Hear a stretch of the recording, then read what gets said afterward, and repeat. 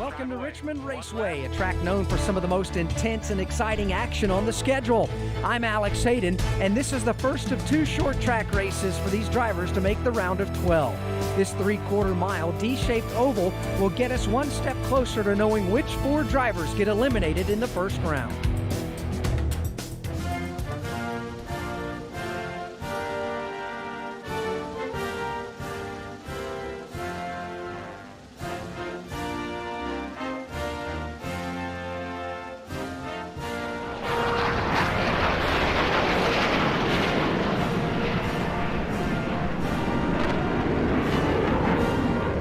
Pre-race activities have finished. The drivers and teams are all set and ready to go. Now, let's go racing.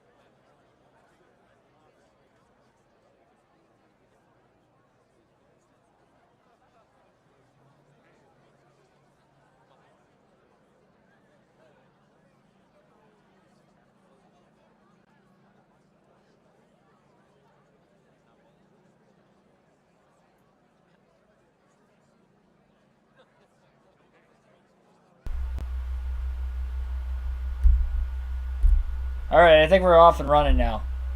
That's 2 days in a row. Strike 3 and I'm out. That's strike 2. You guys should be able to hear me now. I didn't have the mic plugged in. Both times. I think I had the actual intro running today, though. Should have. I had sound on my end, at least. Yesterday, I didn't have either. Alright, well, thanks for everybody tuning in today. Let me restart that. NASCAR 21 Ignition live stream. Race number 2 of 3 of the round of 16 of the playoffs at the Richmond Raceway today. And this is going to potentially decide who will the next driver be to advance themselves into the round of 12 of the playoffs. William Byron won the Southern 500 last night to clinch his way into the next round, picking up his 3rd win of the season. And back-to-back wins at that, as he also won the regular season finale under the lights at Daytona. Who will win today's race, though? Like and subscribe for more daily NASCAR content as we get into tonight's live stream coverage, live realistic commentary coverage. On the video game side of things during the week tonight, I'll be commentating the NASCAR Cup Series race again on Sunday at Pocono. That will begin at 2:30 Eastern Standard Time with our pre-race coverage. And as far as tonight goes, we're here to hopefully have some fun. We know with this game that can be troubling at times. And for anybody that watched last night's race in our Southern 500, you can definitely tell that I was very frustrated throughout the course of the race with how the game was reacting and how I was reacting to the game.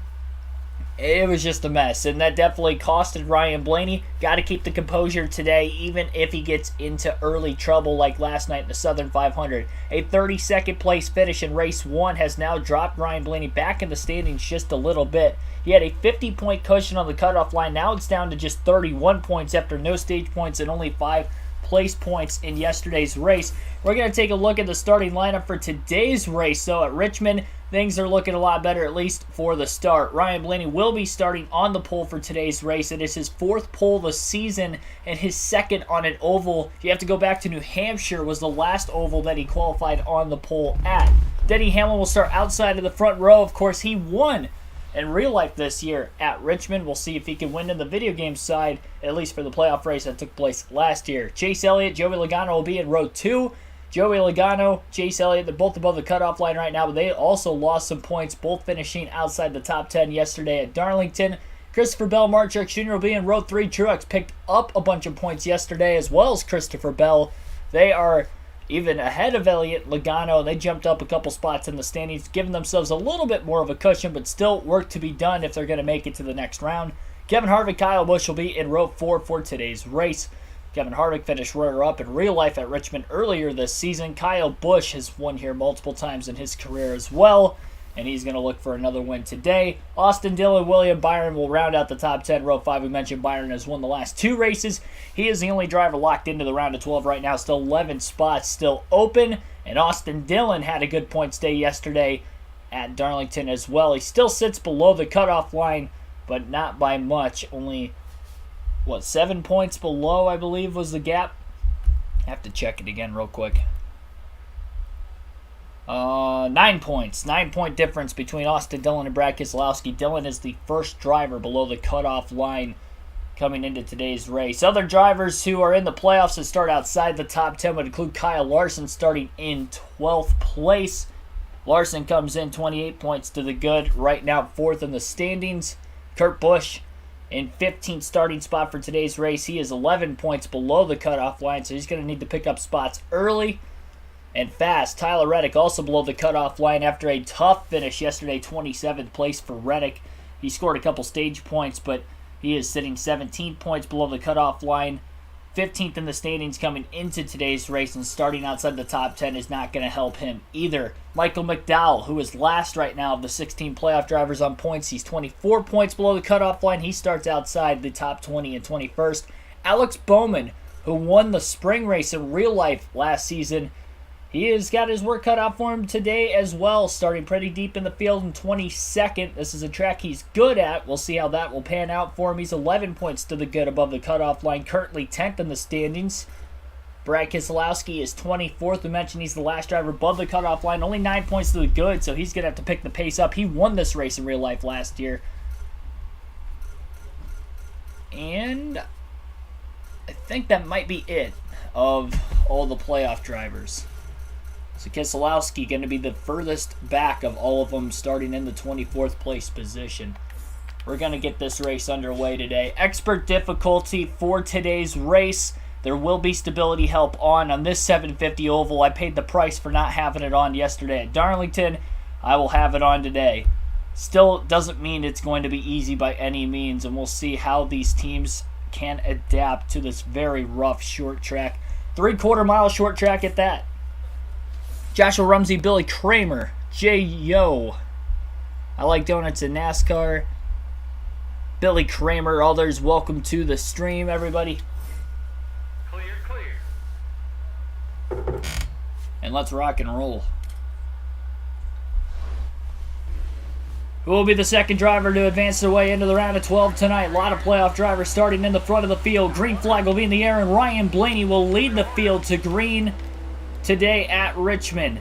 Into the first turn, he's going to go a bit wide. Denny Hamlin's going to cross him over, and Blenny barely keeps it off the outside walls and went 2 and 3 wide underneath him. And now Austin Dillon in the 3 car moves to the inside of Ryan Blenny. Truex not giving Blenny a lot of room as Blenny got in the wall. Off the exit of turn 4, he's trying to get the car to turn to the bottom. He is very tight right now. That's the problem with the stability help on this game. 4 wide off the exit of turn 2, and that has wrecked the 12 car of Ryan Blenny on the back straightaway. And already early issues on lap 2. He was up on the outside, he overran the corner, but then they were 4 wide underneath him, and that was just never going to work.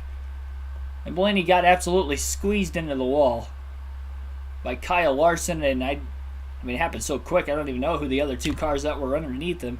So much for qualifying on the pole. And he can't take fuel or tires being involved in the accident, so to the back he is going to go, unfortunately.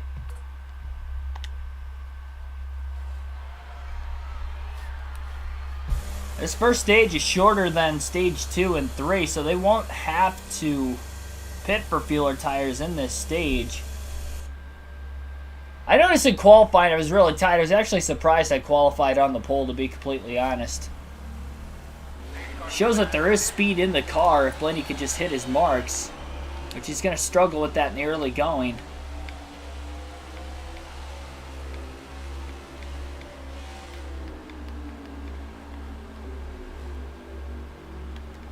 At least with Blenny at the back, he can kind of take his time, try to figure out exactly how the cars are going to race. I do know they chopped the corner off quite a bit going into turn 3. They check up off the exit of turn 4 also. Blenny's got a fast car, but all the track position he had to start today's race is gone. And he got squeezed into the wall by Larson, yes. But you can see there really isn't heavy damage on the 12 car, so that's good. We got a lot of cars using each other up. Blenny getting around all these backmarker cars right now. Deep into the braking zone. He just cleaned out Justin Haley. And that's going to bring out another caution. Our second of the race.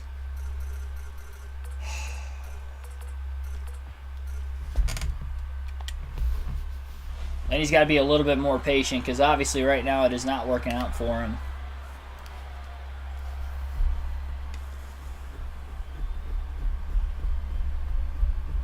I was not expecting to be a round of 16 exit, especially going in as the number 1 seed. I figured 8 wins was enough playoff points, even though I didn't get that high of a regular season points finish. Finished 10th, only got 1 point for that. 15 stage wins. Like I said, 56 playoff points you would think would be enough at least to get through the round of 16 with these, but 31 points is good coming in, and Blaney's hurting himself in the early going. It's only 80 laps in stage 1. If he's going to want to get some stage points, he's got to get going here. Still doesn't have heavy damage on the car despite taking out the 77 of Haley. They're 3, almost 4 wide going into turns 3 and 4 again. And again, also a lot of cars leaning on each other.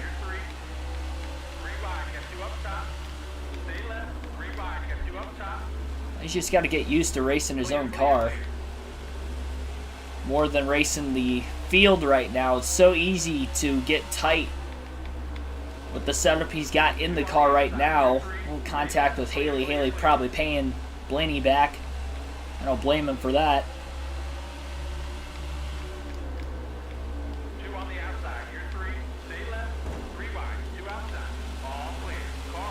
Joey Gase leaning on Blenny all the way through turns 1 and 2. And he's still leaning on him all the way into 3 and 4.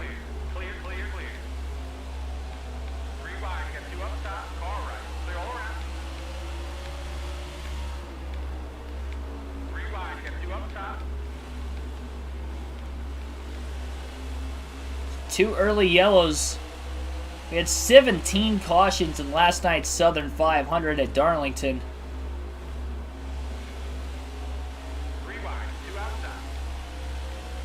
It was definitely a wild way to start the playoffs, one way or another. And we're kind of picking up where we left off in today's race. Blenny dominated this race earlier this season, although it was a 50% race, not a 100% race. But he also didn't start on the pole like he did today either.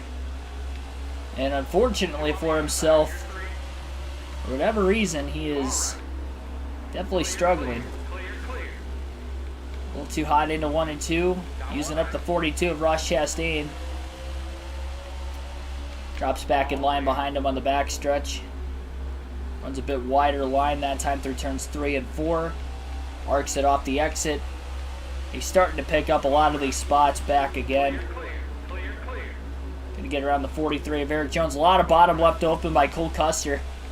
41 car. Blenny's already back up to 19th as he clears Custer off turn 2. 22 laps in. So a little less than 60 laps to go in this first stage already.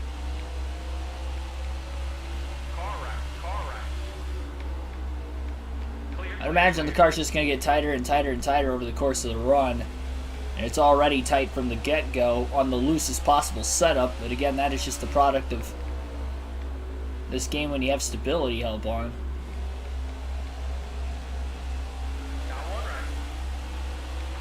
And you get a power past the 2 of Keselowski. Daniel Suarez in the 99 up there. Blenny on the outside as he couldn't get the car to turn down to the bottom. Really have to brake pretty early going into the corner if he's got to get the car down to the bottom of the racetrack. It doesn't matter what end of the track he is on. But he's picking him up and putting him down.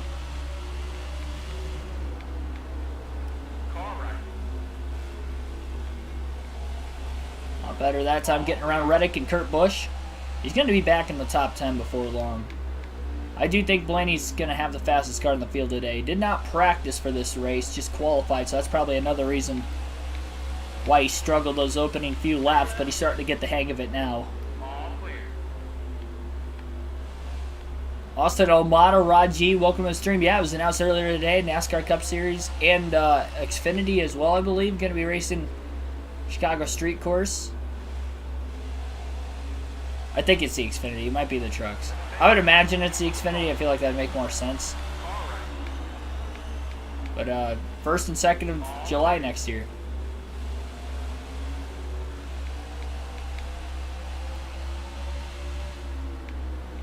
I can guarantee that I'm probably going to end up being at that street course race next season. Considering I only live 4 hours from Chicago.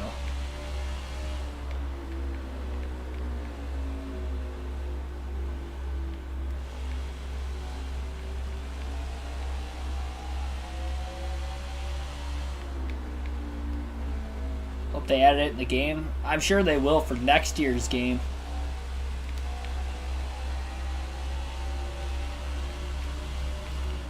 Stenhouse, I thought he was going to throw a late block on Blenny. Blenny gassed it up to try and quickly get underneath him. And Stenhouse crosses him back over off the exit of turn 2. 47 car's wiggling all over the place right now. He's struggling with his race car. A good qualifying effort, though, and he is in the 7th place position right now. I think he's the highest running non-playoff driver. He'll lose a spot, though, and fall back to 8th as Blenny powers past him off the exit of turn 4.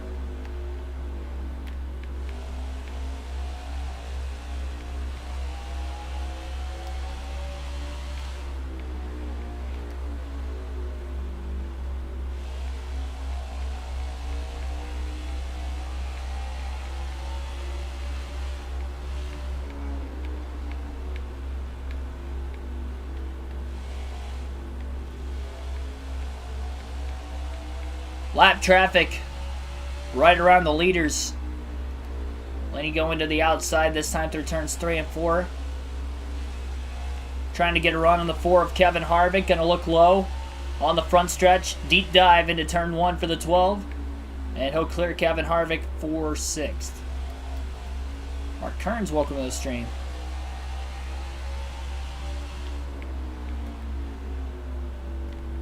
No issues with NASCAR, however, every race aired on Fox and NBC. I do think that would be ideal if it was on the main Fox or NBC. Not going to be like that under the current TV deal. That's something they'll have to renegotiate for the 2025 deal.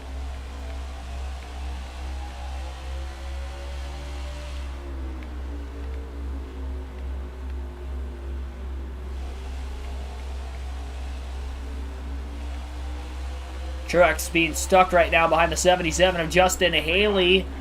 But Byron is going to get trapped right behind Truex with Blenny underneath him.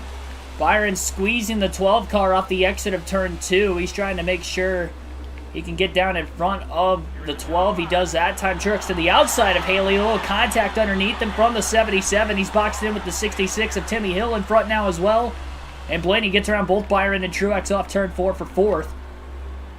Denny Hamlin has fallen back to 3rd. Chase Elliott has propelled himself up to 2nd. You're starting back in row 4. Wonder who the leader is right now. It might be Kyle Larson, actually, because I don't think I've seen Larson yet. All clear.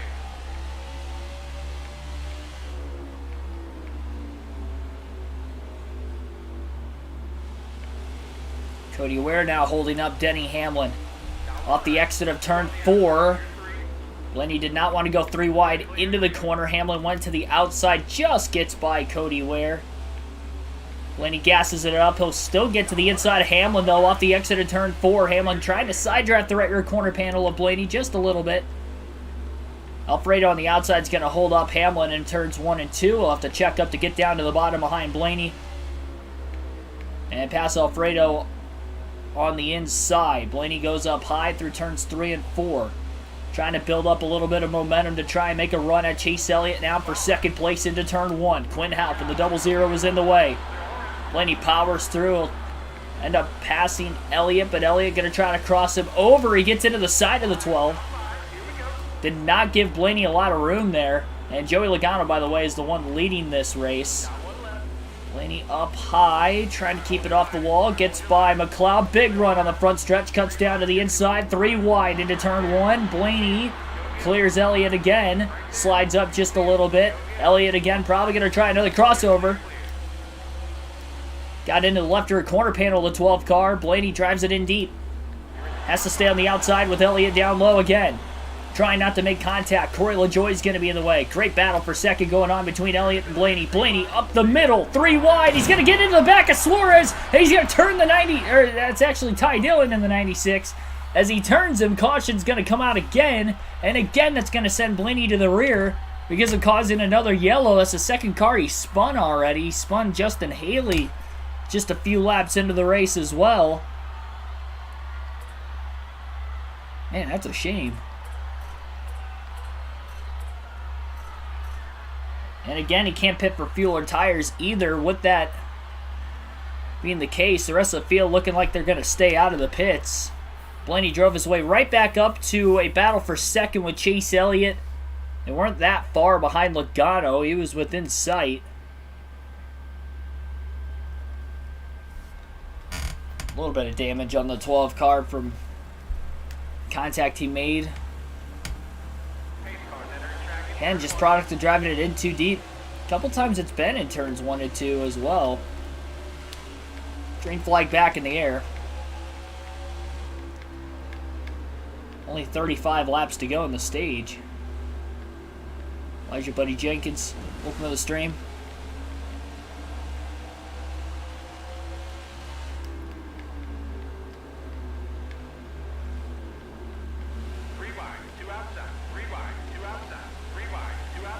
Well, see, a lot of people are saying Long Beach, but the idea of a street course in NASCAR's eyes isn't to necessarily go to one that's already committed. Oh, man, we got a lot of contact going on right in front of 12 car, 3 wide, and a lot of it. Quinn Half using the 2 cars up to his outside. Ty Dillon, who's just involved in that last accident, as well as Josh Balicki, I believe, is in there.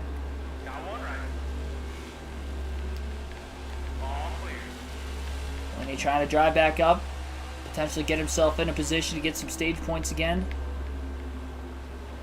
Definitely making this first stage a lot harder on himself. But anyway, they're trying to hit a big market.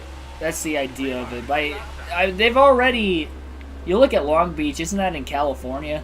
They've already got the LA Clash out there. They've already got Fontana out there. Obviously, that's a track that they're already, there. Sonoma's in California. So they already have enough destinations in California that Long Beach doesn't really make any sense theoretically. I'm surprised that more people weren't pointing out that fact of it. They would just be breaking into the same market way too many times. It would be oversaturation. So they definitely can't go out there.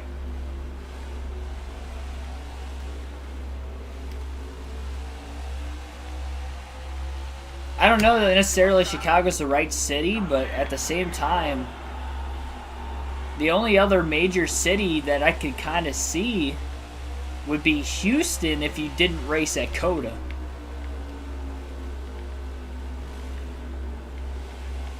Because Miami and Vegas are already being taken up by F1, but also those are 2 cities that have a NASCAR track pretty close to it. And honestly, Chicago does as well with Chicagoland. I'd much rather them see that have a race at Chicagoland again. I don't think that's going to happen as long as the street course is around.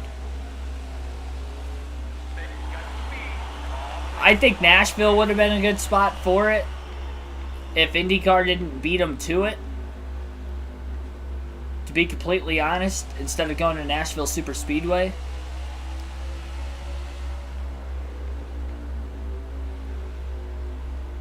At least for like a short term until they could try to get the fairgrounds. By the way, Blenny's already going to pass Denny Hamlin for second place going into turns 1 and 2 right now. Plenty of time to get around Logano now as he is charged through this field. Does seem like the 12 car is getting a little bit better the longer the run. And at the line by inches, Blenny will lead his first lap of the race.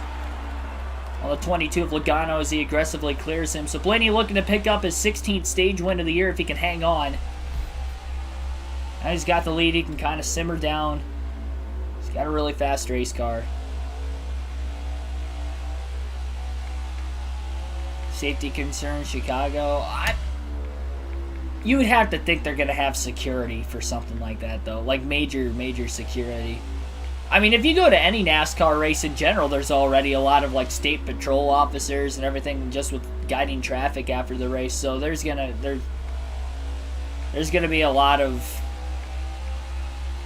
security there. Not like your normal security you would see inside a regular sporting venue or the yellow vests, I like to call them.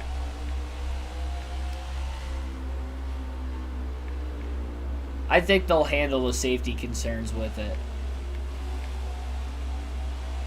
If I didn't think that they were going to be able to put a safe show on for fans to watch in attendance, I wouldn't be going.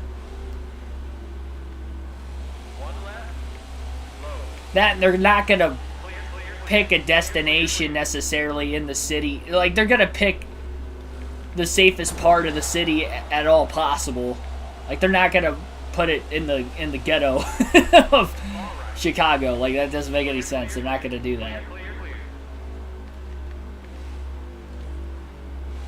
Most of the time when you go downtown in a major city, like downtown where like all the skyscrapers, everything are, majority of the time, I've never been like into that that area necessarily in Chicago.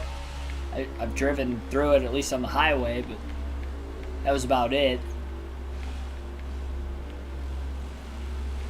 But for instance, I go to Detroit all the time, and that always gets a bad rap for, you know, its poverty and crime rate, and maybe not necessarily to the extent Chicago does, but I'd say it's pretty close up there as far as cities in the U.S. where you think it's like, who would want to live in Detroit? Kind of the same thing with Chicago in that essence. And I go there all the time for sporting events, and I don't feel any threat of... Like, I feel safe when I'm going there, because that area of the city is cleaned up.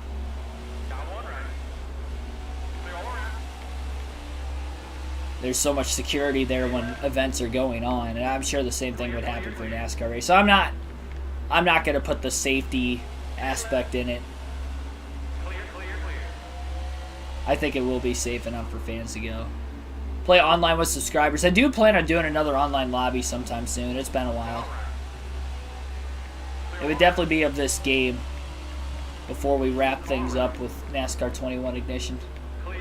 Probably have a few of them.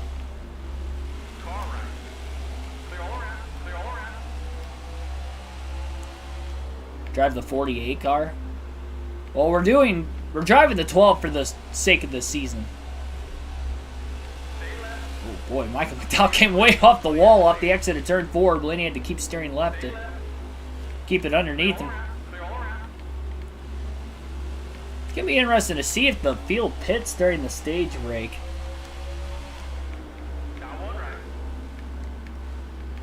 Clear.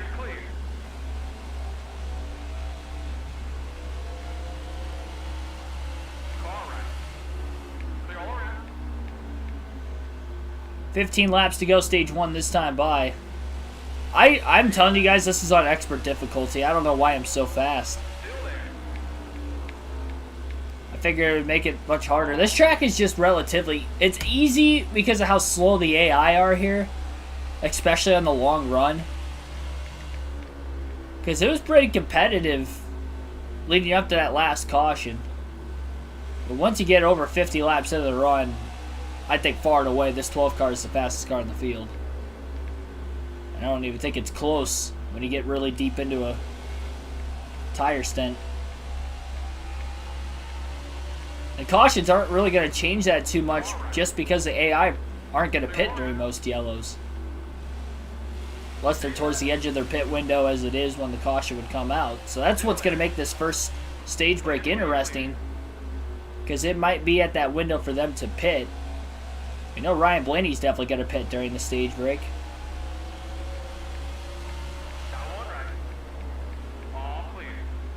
St. Pete IndyCar goes there. But they already have enough of a NASCAR market in Florida. I mean, you have Daytona, you race that twice a year, Homestead.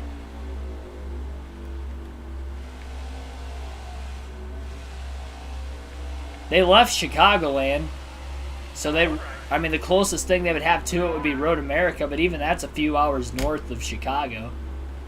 And it's in Wisconsin. Basically middle of Wisconsin. Indianapolis would probably be like a good 4 or 5 hours. Even Gateway, and even though it was in St. Louis, is technically in Illinois State, is like 3.5 hours away from Chicago.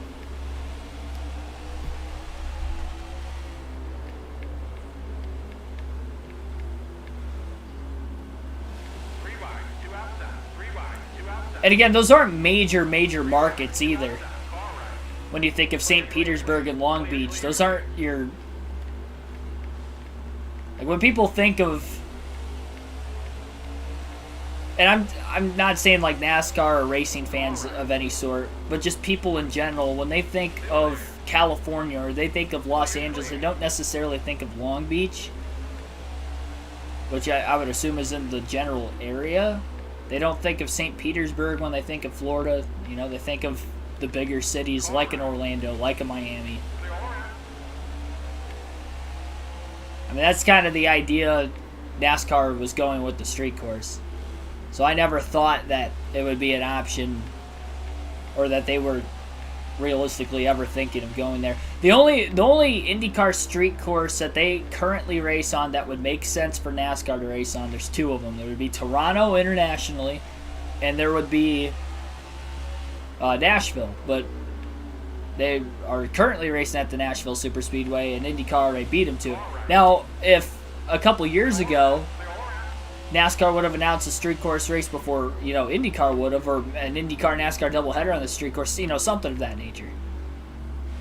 I think that would have been better for Nashville, probably would have been the prime city, in my personal opinion, for a street course race. Detroit. Yeah, but, I mean, they have Michigan like a half hour away. Michigan International Speedway is only like a half hour away from Detroit. Dallas street course. It is pretty close to Texas Motor Speedway, though. Fort Worth, Dallas.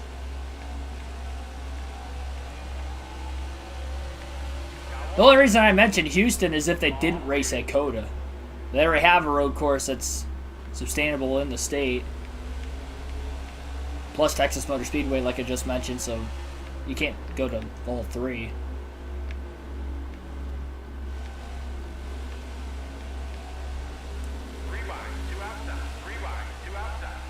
Edmonton. I said he's not really big enough. I don't think they would look at NASCARs. The only two cities that would be big enough, personally, for NASCAR to attempt to race at in Canada would be Montreal or Toronto.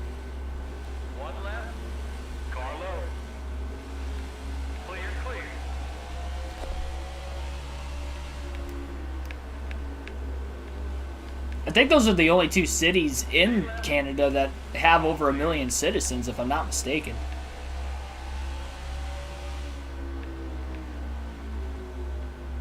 Like, they have a few other bigger cities, but nowhere near the size of those two cities.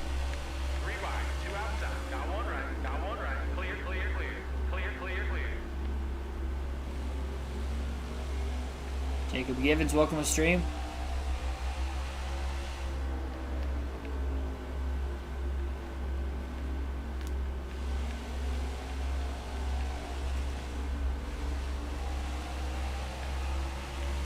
Grand Prix in 1984, what, Formula One or IndyCar?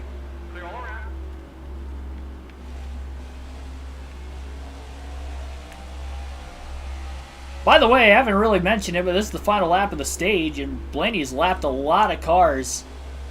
May have a shot to get around Hamlin right before the green-white checker flag. He does by about a half a car length, and Ryan Blenny will win stage 1 at Richmond despite the early incidences.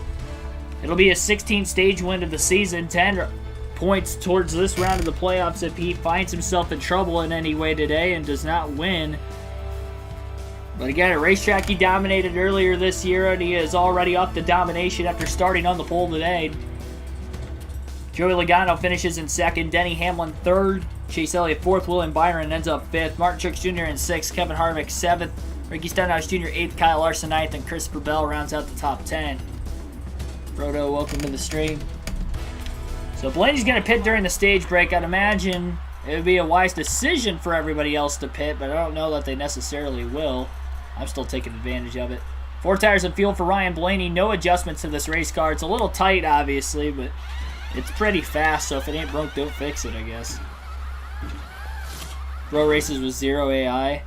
I don't know what's going on. I don't know why they're so slow. This is on expert difficulty, so I don't know what to tell you.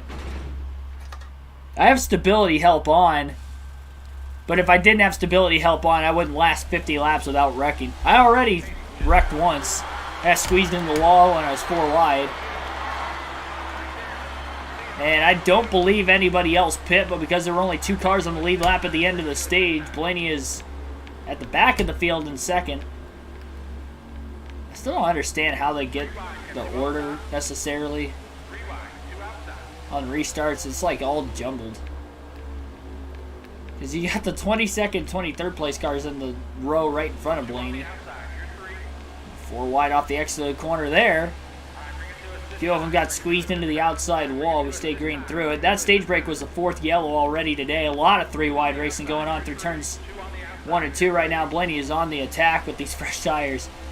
Again, he wasn't this much faster than the rest of the field until we got on the really long green flag run. That's where he was able to pull away. He didn't take the lead until lap 55 in stage 1. And now he's got 80 lap fresher tires on the rest of the field, so he's blowing around him. And once they make a green flag pit stop, which is probably going to be sometime, I would imagine, in the next 20 laps at the most or so. Custer coming off the wall as Blaney was underneath him. It's about right hooked the 12.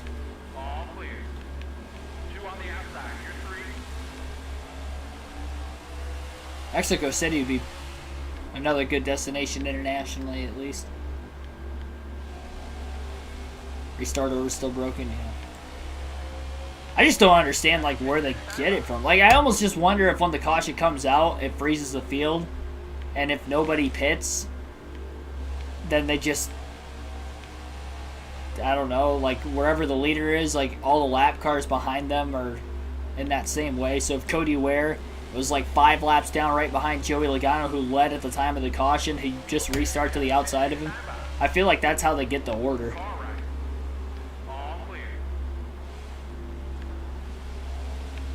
Well, there is Logano in front of the field.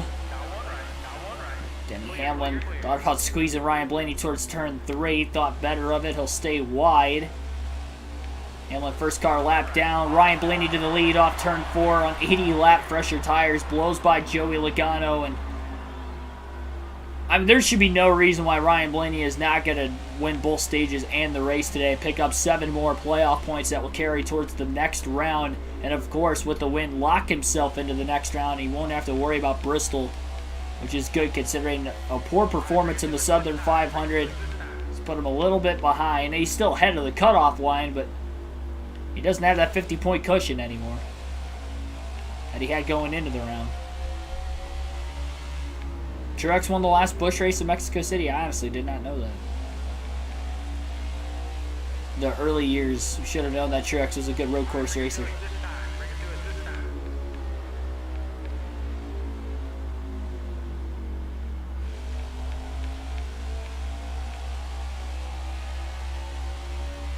$155 laps is the length in stage 2.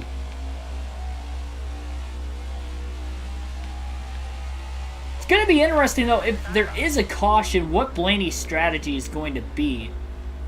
Because when the field ends up pitting, I would have to imagine they're still going to have to pit before the end of the stage. Unless they can get to about 115, 120 to go in this stage before they pit, then they could probably make it. And then that would put Blaney on a little bit older tires.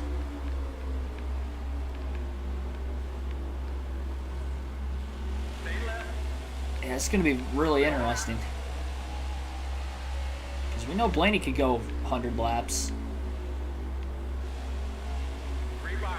I say just stay out as long as possible. If caution comes out, try to trap Logano a lap down. He's the only other car in the lead lap right now that Blenny's racing currently, at least.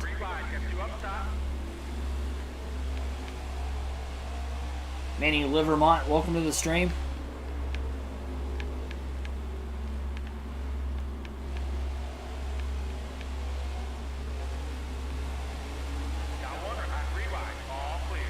I can see why people would say it feels like this race is on easy mode. Just tuning in, wondering why Blenny's dominating. Well, he pitted during the stage break when nobody else did. And he's got 80 lap pressure tires on a track where there's a lot of tire wear. He's got to hope he doesn't get squeezed into the wall, though, because there's complex damage on, too. Like there is all season, so you don't want that risk of blowing a tire to hit into the wall. The only time he hit the wall was when he got squeezed into it 4 wide earlier in the race. So able to get back towards the bottom again. Goes 3 wide to the outside of Tyler Reddick. Corey LaJoy gasses it up in the middle of the corner. Just gets by Custer and barely clears him off the exit of the corner with keeping it off the wall. It's 2 laps in a row. He's gone to the outside in turns 3 and 4. Both times playing it really, really close. Go to the outside in 3 and 4 again. It's working out for him. He only had 1 car to pass, not go 3 wide that time, so it was a lot easier to get around Keselowski. He was up to 14th after qualifying 24th. Look how much Blenny closed into turn 1 on Kurt Busch. Ross Chastain coupled to Ganassi. Chevrolets.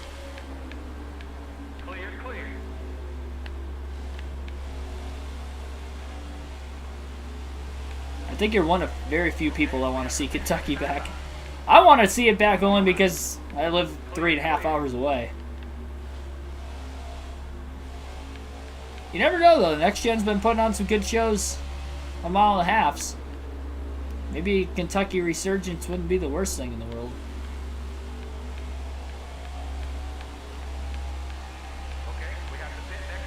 Kevin Harvick in 8th is 2 laps down now.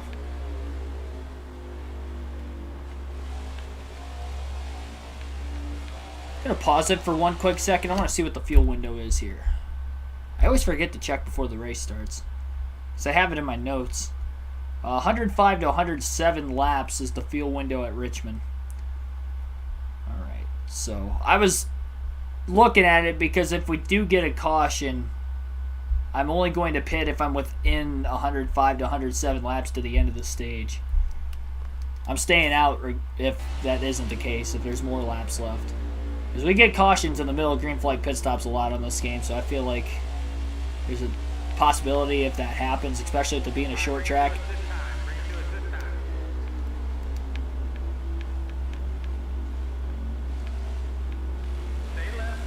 Hope my pants don't fit. Welcome to the stream. NASCAR Pepsi Cup Series Racing, welcome to the stream as well. Lenny being patient, trying to get around Kyle Larson. Goes by him off the exit of turn 4. 100 laps in, so 105 to 107 laps is the pit window because nobody pitted during the stage break except for the 12 of Ryan Blaney, in which that was his first stop for fuel and tires today. We know nobody else is going to pit at least for the next 5 to 7 laps, it seems. But they will be pitting very soon.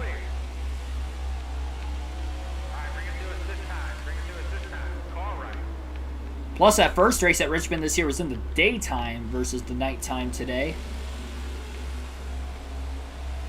Overcast skies. Blaney downshifting into turn 3. He was trying to keep it off of Chase Elliott. Racing like it's the next gen car. The only reason I downshifted, I was hard on the brakes. Trying to get the car to slow up to keep from running in the back of Chase Elliott and risk wrecking him. Because then they'd be able to pit under caution. And if I cause the yellow, I can't pit for fuel or tires. Logano's still on the lead lap. Maybe not for long, but currently he is. Lenny into the back of Denny Hamlin off the exit of turn 4. Matt Soderman, welcome to the stream. Thanks. Tuning in.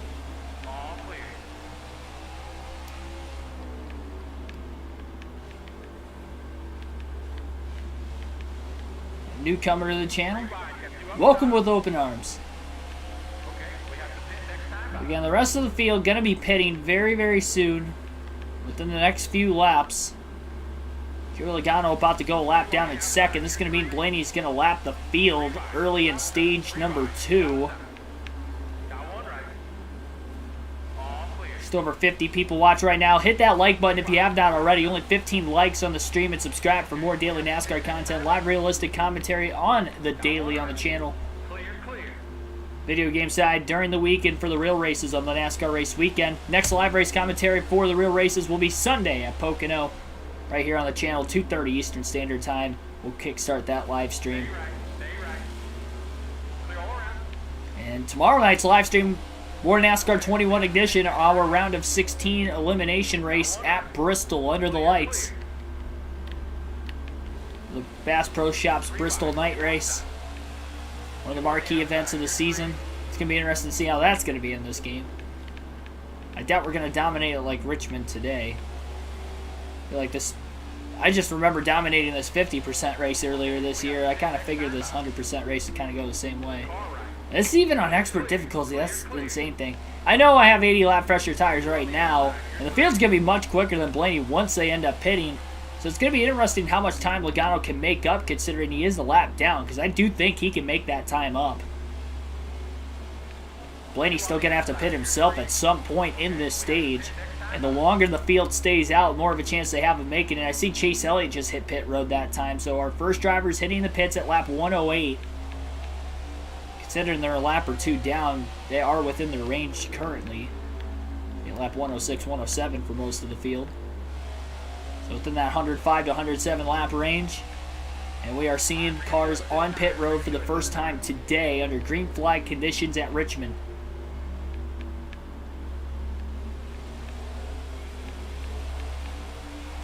He's definitely going to have to watch cars going down to the bottom. He's braking early. He is not wanting a caution to come out in this situation, if he can help it. Wasn't sure if Keselowski or Reddick was going to pit there. He'll pass on the bottom in 1 and 2, but not in 3 and 4. It's going to be tough to tell exactly who some of the fast cars coming out of the pits are, or who have already pitted, and the ones who have not pitted.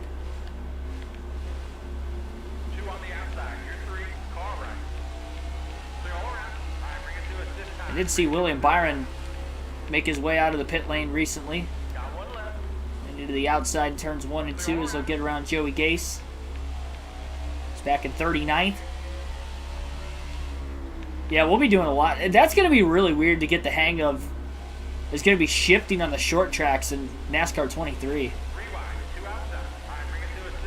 Or even with NASCAR 22 in the update. I hope they don't just update it where you're racing on next-gen cars, but it's still like the same sequential gearbox. It still races like the 550 package. Like, I could so see that being the case knowing this game when they make that update. Like, I want it to actually race like the next-gen car. But I have a feeling that that's not going to be the case. Like I said, knowing this game. And it's basically just an update for this game. NASCAR HMS fan, welcome to the stream.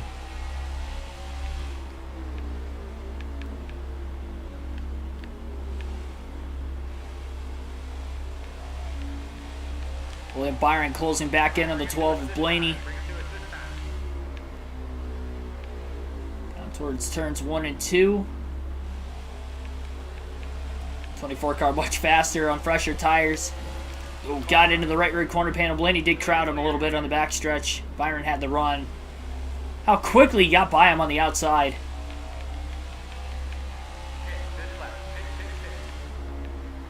Truex is closed in there. I'm trying to watch those intervals on the cars behind me as much as possible. Try to give them as much room as I can. Truex closing into the back bumper. I figured Almirola was going to pull up right in front of the 12 car. Blenny anticipated it. Went down towards the bottom. But now Almirola blows back by him on fresh tires, as well as Martin Truex Jr. So Blenny's just going to have to make sure he doesn't get turned by traffic from behind him, as he's on a different strategy compared to the rest of the field right now. He's going to have probably about a 2-lap lead over Joey Logano. Logano going to try to make that time up, assuming he is already pitted. still outside the window to make it to the end of the stage for right now for the 12 of Blenny, which also means that everybody else that is pitting now will still have to pit another time before the end of stage 2. But by doing that, they are definitely not going to pit during the stage break, where Blenny would pit during the stage break and he'd only pit once during the stage. It's going to be a matter of how much time is he going to lose here. So that's why he doesn't want to short pit as soon as the window opens to the end of the stage.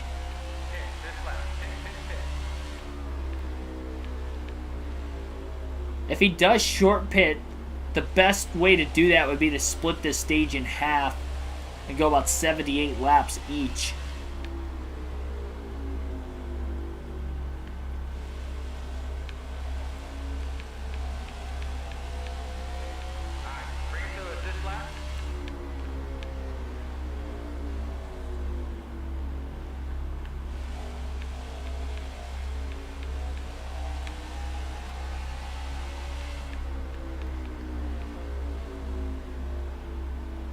Yeah, Gateway's going to be on the NASCAR 22 update.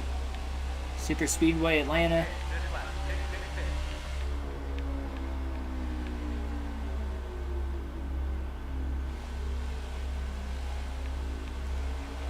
Also means Daytona Road Course is going to be no longer.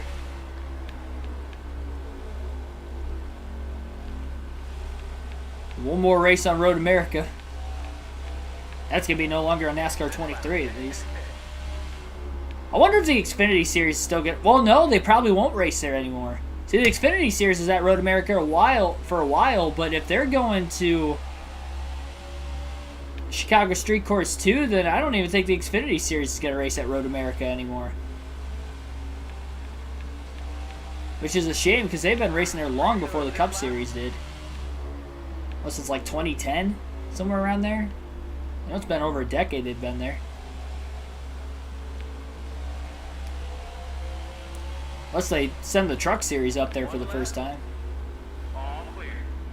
If they do that, they need to make that the same weekend as the IndyCar race. That's one thing I really wish they would have done with the Truck Series race this year. They had the IndyCar race at Mid-Ohio, and then literally 6 days later on the next weekend, they had the Truck race at Mid-Ohio. Why wasn't that on the same weekend? There were so many people there for the IndyCar race. I know it was on 4th of July weekend, but there were so many people there. And it was crazy how much less people that were there for the Truck Series race. And I expected that because it was just a Truck Series standalone event. But if you just could have been there the same weekend as IndyCar, you could have got new. It just doesn't make any sense. I mean, NASCAR's all for bringing in like new fans and doing double headers and stuff with IndyCar. It doesn't make any sense to me why they didn't do it this weekend or this year, Mid-Ohio. Robbie 1396, welcome to the stream.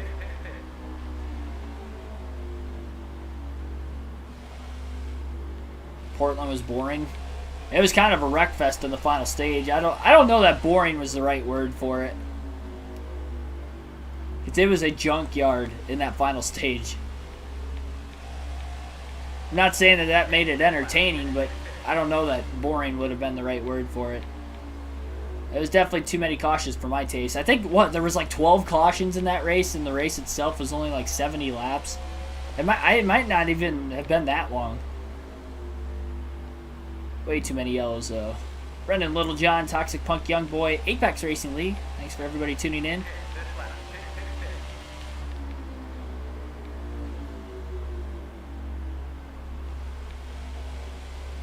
That means the trucks will run Road America in 23?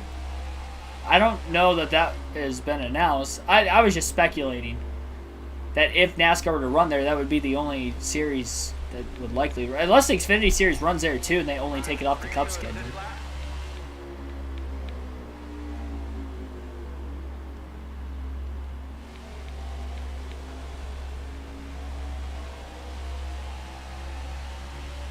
No, there is no exhibition races in this game.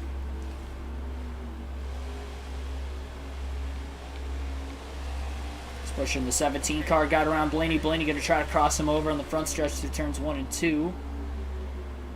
He will. And he'll stay in front of Buescher off the exit of the corner. A lot more cars closing in, though, on the 12.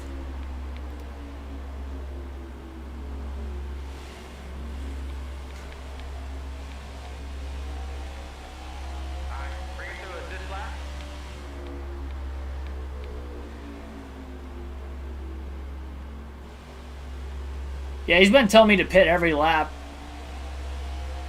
since the stage started, which coincidentally I pitted during the stage break, so that doesn't make any sense. As we all know, this game doesn't make any sense majority of the time. He's going to back out of the gas here. He knows he's got a line of cars closing in behind him. Chase Briscoe's back to 39. Something's happened to that 14 car.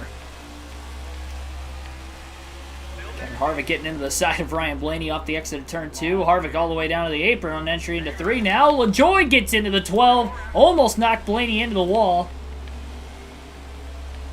Great job by the 12 keeping it off the wall. Remember, there is complex damage on. Don't want to risk blowing a tire at this point. The only risky thing with just trying to hang on older tires than the rest of the field. 30 to 35 lap older tires is a major difference at this racetrack, as you're seeing. That's the one thing with staying on the outside and letting these guys just get around the 12 car, though, is that it's getting risk of getting squeezed into the wall, knowing how unaware they are of the user. Alright, now there's a lot of space behind Blenny. He can go back to running his own line again. Timmy Hill's the next lap car behind him in 34th, but he's about a full second, maybe a little more than that behind. And then there's even a little bit of a gap yet behind Timmy Hill. Blenny got to get right back around Justin Haley on the inside lane. Haley in 33rd.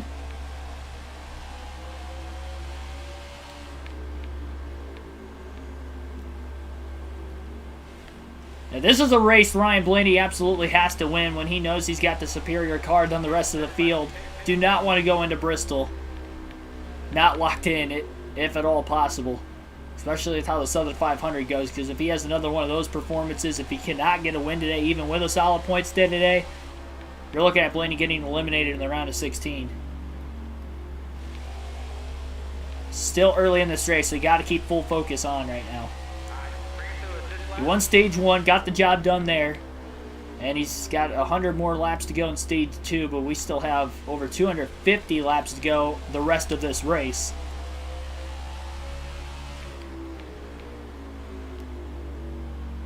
He's pulled away from Timmy Hill, but Denny Hamlin's slowly starting to reel in the 12 car. We're going to alternate through the different camera angles for the first time in the race today.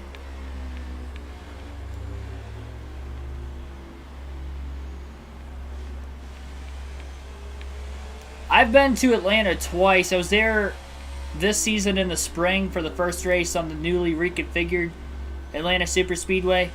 And I was also there in 2019 for their Lone Cup date that season also. On Old Atlanta. Personally like them both. They were both relatively good races. That was the first race with the 550 package, too.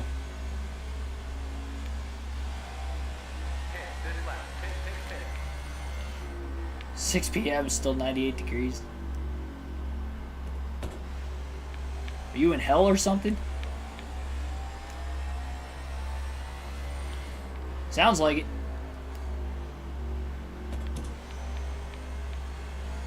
Weather expert, thanks for tuning in, though. Hamlin about a second and a half yet behind Ryan Blenny. Blenny closing in on Corey LaJoie. So Logano being in P2 still. I don't know that he already passed Blenny. I would imagine he probably did and I just didn't recognize it. Oh no, he hasn't yet. Never mind. Still behind the 12 car yet.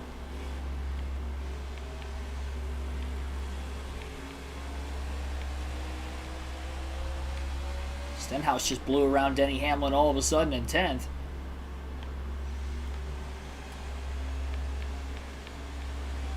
Big run off the exit of turn 4 for the 12 car as he is underneath the 7 of LaJoie. Into turns 1 and 2. He slides up clear on the 7. And the 47 of Ricky Stenhouse Jr. closing in from behind.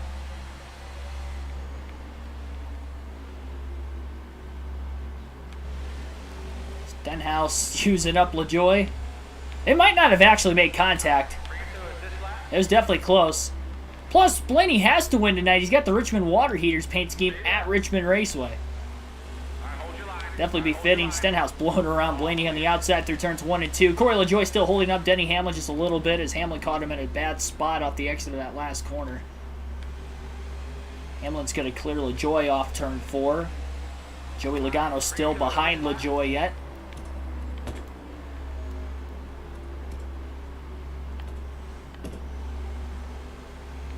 Ryan Blaney's got Anthony Alfredo in front of him. Blaney's just going to let Joey Logano, Denny Hamlin by. He's not going to race aggressively with those guys. Although it looks like he is going to get back underneath the 22 off turn 4. He's going to brake. He's going to let Logano back in line in front of him. Being a good teammate there. Even though Logano is kind of the main driver right now, Blaney's racing for the win with. He's alright with giving him one of his laps back there. Because they're on much fresher tires than him.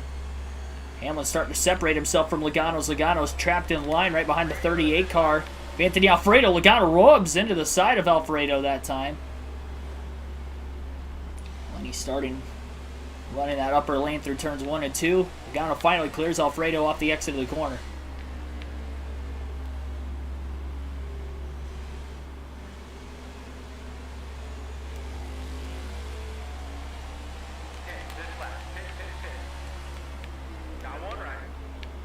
On the inside of Anthony Alfredo in the 38 car. Alfredo running Blaney really tightly. Made for Blaney not being able to get back into the gas right when he wanted to. Good run off the exit of the corner. He's going to clear Alfredo on the front stretch now.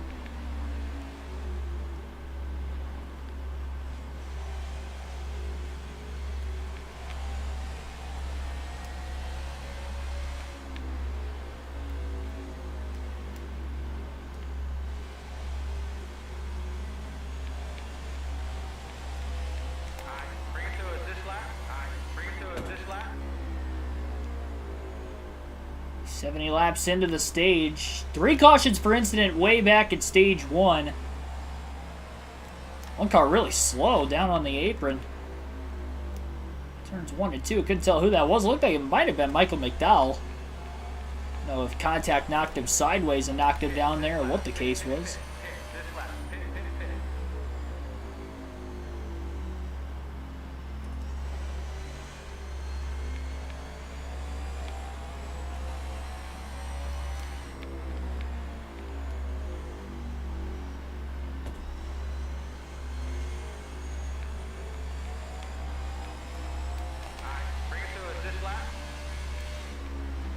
Joy's really holding up a lot of cars back there.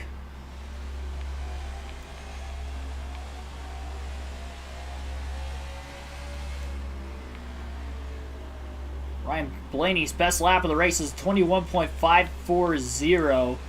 This lap at the start-finish line is going to be a 23.356. He actually picked up a couple tenths from the lap prior to that.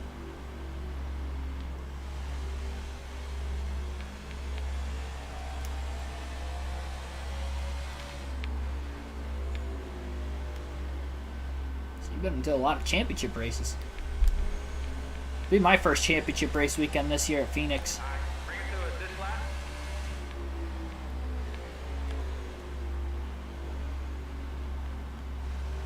Flicks, welcome to the stream. And he's got Michael McDowell in the 34 car right behind him. He's going to brake early. He's going to let McDowell go. Get down in front of Tyler Reddick, though, in the middle of the corner, and Reddick's going to have to wait another lap or two to get around Ryan Blaney yet.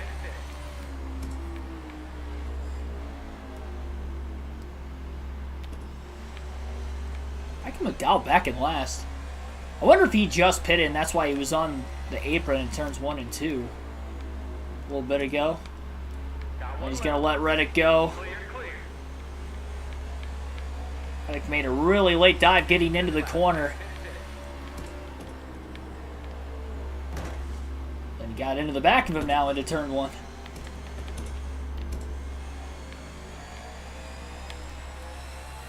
Got him a little tight in the middle of turns 1 and 2 as well with that contact.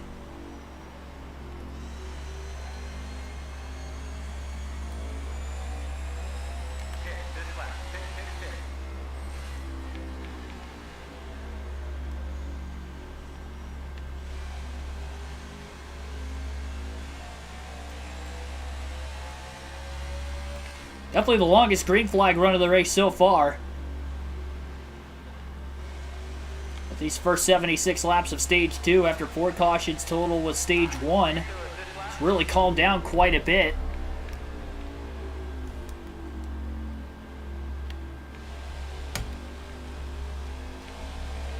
Close track is Road America. That stinks that the Cup Series isn't going there. That being your home track.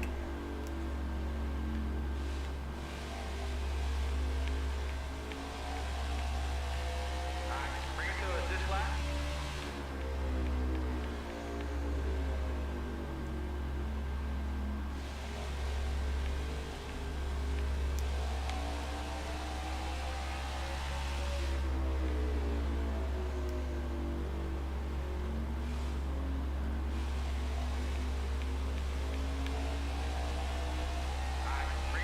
Talladega's a bad place for the fan.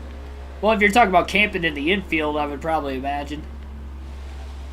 I mean, to go there just for, like, the race itself, I wouldn't say so. I've never even camped, but I've heard some wild stuff usually goes on there. But I feel like that's most tracks, too, so I don't know.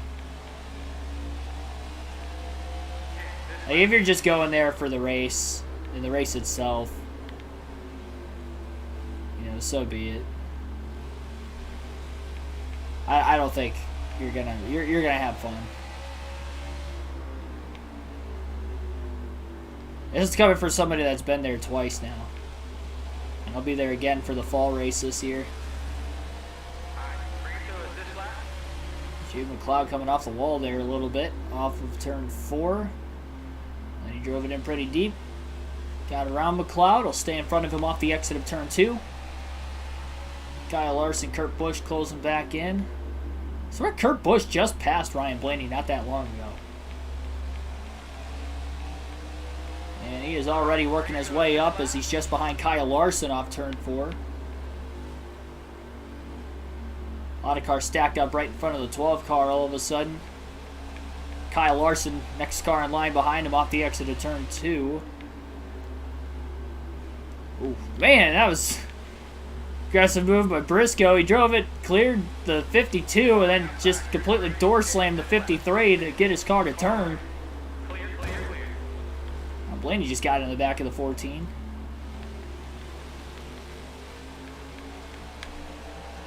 Now Larson stuck behind those 2 Rick Ware cars. Another Rick Ware car, Cody Ware.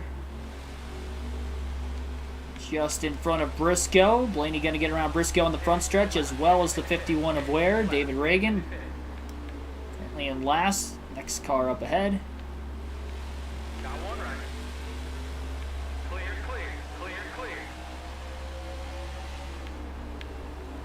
Larson to the bottom. One left. Got to get around Blenny. Blenny nearly gets turned. The 14 of Chase Briscoe off the exit of turn 4. Bring it to this lap. He's going to be able to get back down to the bottom in turns 1 and 2. He's trying to get around David Reagan. He wasn't close enough to make the move there.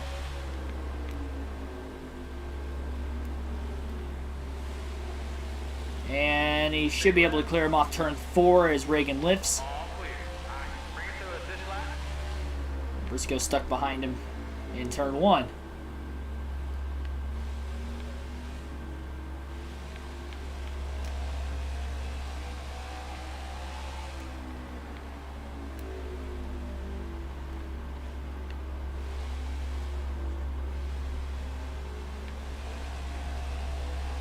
Bring it to this lap. And these cars get really tight. Remember, this is as long as he has had tires on this race car for a consecutive stint. He had 80 laps on him earlier, but because we had so many cautions in the stage as well, he really only had over 50 green flag laps on his tires, and he's pushing almost 90 green flag laps on his tires currently. It has gotten really, really tight.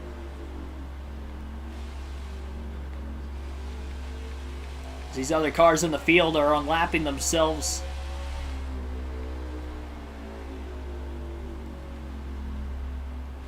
It's going to be interesting to see if Blenny's still going to be in the lead when he makes his green flag stop at about another 15 to 20 laps. Still stretching this out as long as he can.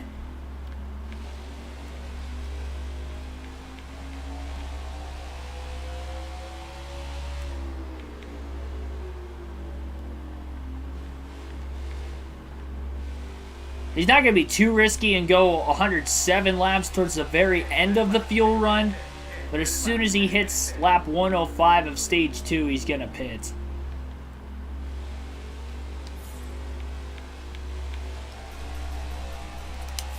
Definitely doesn't want to risk it beyond that.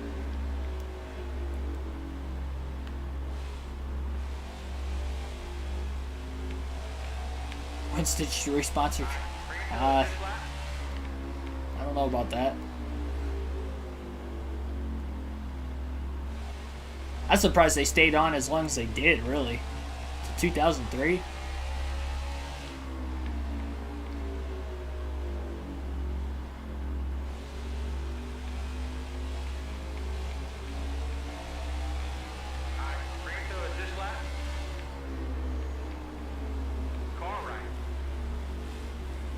Blenny driving underneath Cole Custer in the 41 car will pass him through turns 1 and 2. No, couldn't quite clear him. Custer beat him back to the throttle. No contact as Custer crowds Blenny into the corner. The other end of the track at turns 3 and 4. Blenny finally clears Custer off the exit of the corner. Dives underneath the 66 and the 10. Clears them both into turns 1 and 2.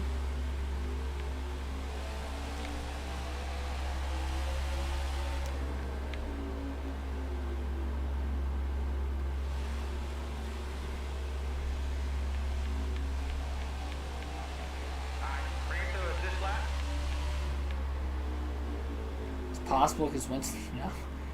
I just feel like in 2022 there's no chance that they would have any sort of like a cigarette brand sponsoring. I mean, they don't even sponsor any motorsports anymore. Remember, Marlboro was a long-time sponsor in Formula One.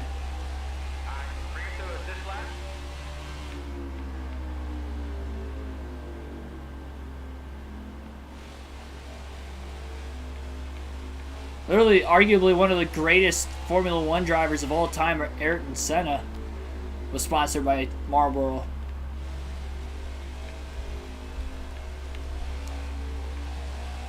So that kind of stuff is definitely a thing of the past.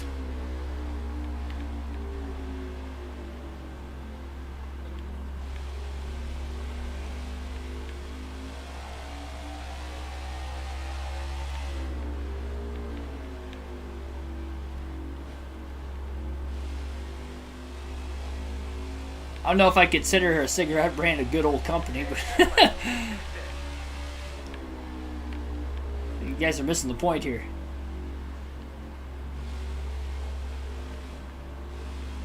Winston 500. I remember when it was the Die Hard 500. Knowing the dangers of super speedway racing, though, that's probably not the greatest name for NASCAR. It's especially back in the 90s. When it wasn't uncommon for somebody to pass away behind the wheel in an auto race.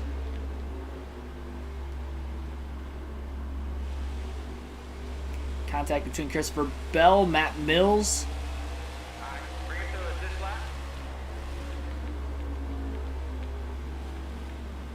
Blenny lets Christopher Bell go. Want to take it 3 wide into turns 1 and 2. Hop back in line behind Ross Chastain in the 42 car in the backstretch.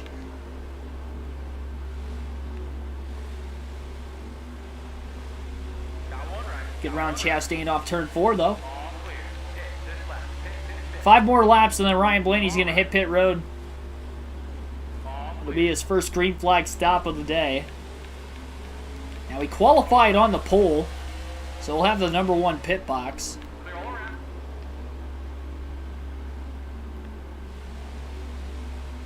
No, I've never smoked. Never will. My dad smokes. My mom and dad both smoked for a long time. My mom quit a few years ago.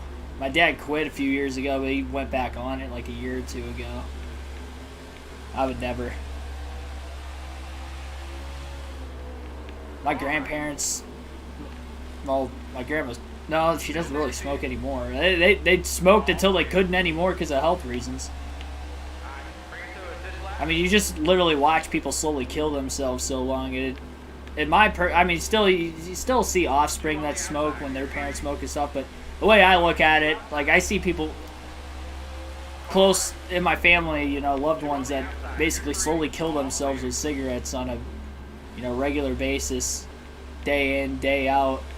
And that enough was alone for me to say that I am never going to touch a cigarette ever in my life. Car right. Clear all around. Got one right. All clear.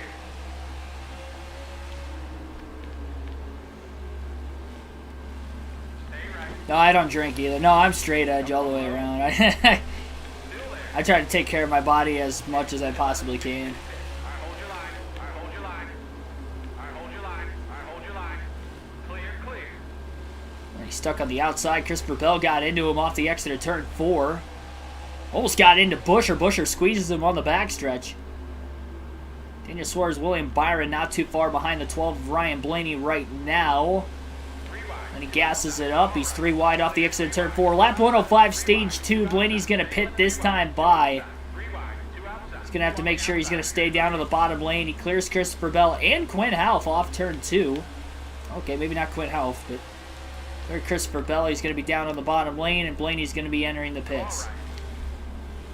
Man, almost missed the commitment line. That was pretty close. 35 miles per hour, 40 miles per hour actually is the pit road speed limit.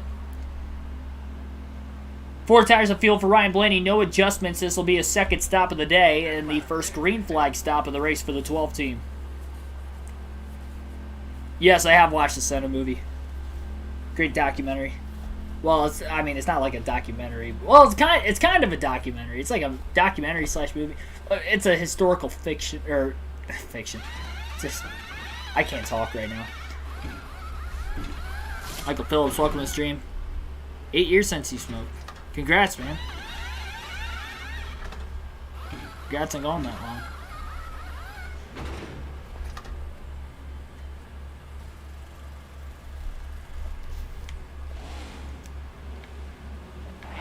And he hits the commitment line, and Blenny is going to lose the lead to Joey Logano. I was wondering if he was going to, and he did. So Joey Logano out in front once again at Richmond. Blenny lost just enough time, but Logano's got a lot of lap traffic in front of him, and now Blenny is on the attack as he's got about 60 to 70 lap fresher tires than the 22 car. He's got to get around him here before long. Logano trying to go 3 wide to the outside, and look at how quickly Blenny's going to get past him on these 60 to 70 lap fresher tires. So 1 lap Logano was able to lead in this stage before Ryan Blenny was able to take the lead back from him once again. Clear, clear, clear. Yeah, that's not what I meant by that. I don't know why I said historical fiction. Got one right. Clear, clear, clear.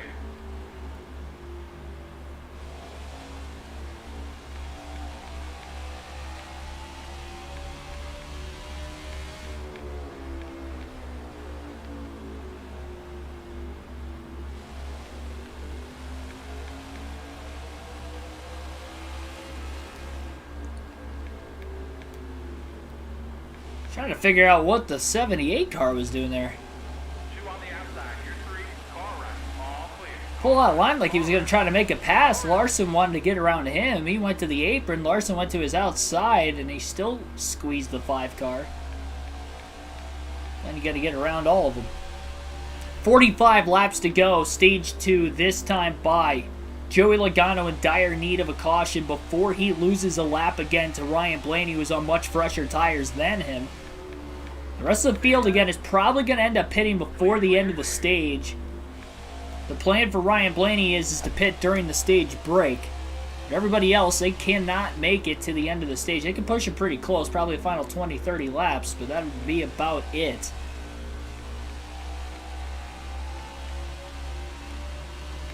Blenny trying to build this gap up before they get fresh tires, and Logano tries to fight now. Blenny, if he ever sees Logano before the end of the stage while Logano's on fresh tires behind him again, he is definitely going to try to hold him up and trap him that extra lap down before the end of the stage, knowing he'll pit during the stage break.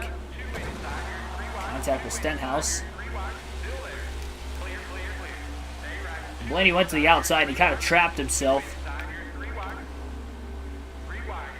But I think the cars are slow enough around him on those old tires that he is going to make it work through turns 1 and 2.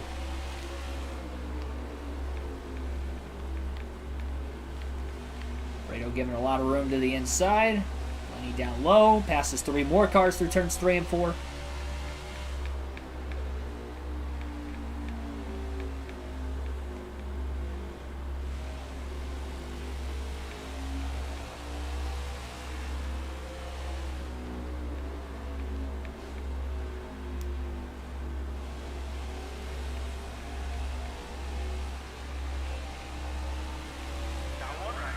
Clear. 40 laps to go, stage 2. Stay left. All clear. 2 on the outside. You're 3. Car right. 3 wide. 2 outside. Clear, clear, clear.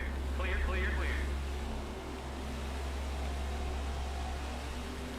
3 wide. Got 2 up top. Stay left. Stay left. Clear, clear. Yeah, it just... I don't want to talk about it too much, but it honestly just mind boggles me. Like, and I get it's addictive to smoke cigarettes, but at the same time, it's like you can tell on a daily basis that you're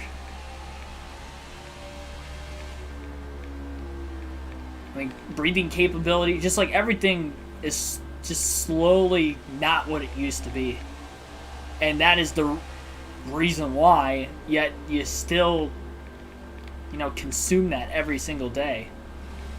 That's what I'll never understand, really.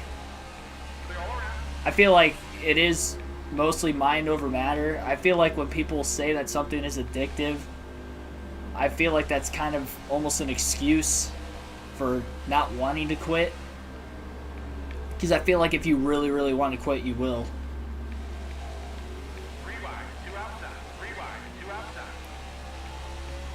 That's kind of my outlook on addiction. And it may take certain things to happen before you come to the conclusion in the mindset that I want to quit. Whether it is health reasons or, somebody else, dealing, however you come to that conclusion. In the end, it is mind over matter. And I feel like blaming the nicotine or blaming, well, it's addictive. Well, if it's so highly addictive, why'd you do it in the first place? Because you weren't addicted to it when you tried it the first time.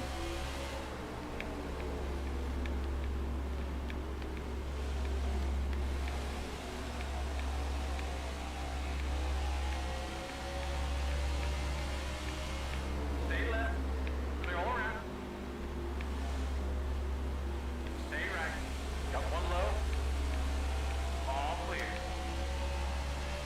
Yeah, it's sad, Joshua.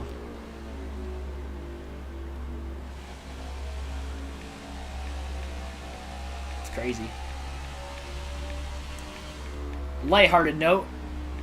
Just past the halfway point in today's race, so it's time for today's trivia question on the channel. And tonight's Richmond track fact and trivia question is, as Joey Logano's going to go lap down, so Blenny's lapped the field again on his fresher tires at Richmond. Tonight's trivia question is, who is the only driver in NASCAR history to win a Truck Series race at Richmond as well as a NASCAR Cup Series race at Richmond? That is today's trivia question. Who is the only driver in NASCAR history to win a truck race at Richmond and a Cup race at Richmond? Stay left. Unlimited answers down in the chat. Obviously, do not Google it. Clear. Stay left. Clear, clear. And we'll see who can get it first. And if nobody gets it before lap 215, I will give you guys the answer. No hints. Tonight's trivia question.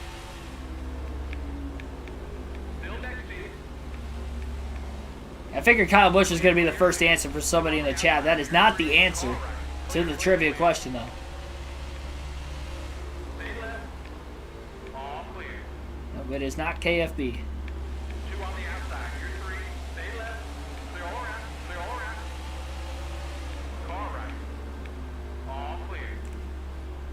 kind of a morbid question to ask, but I would hope not, but I just feel like knowing how dangerous motorsport racing is,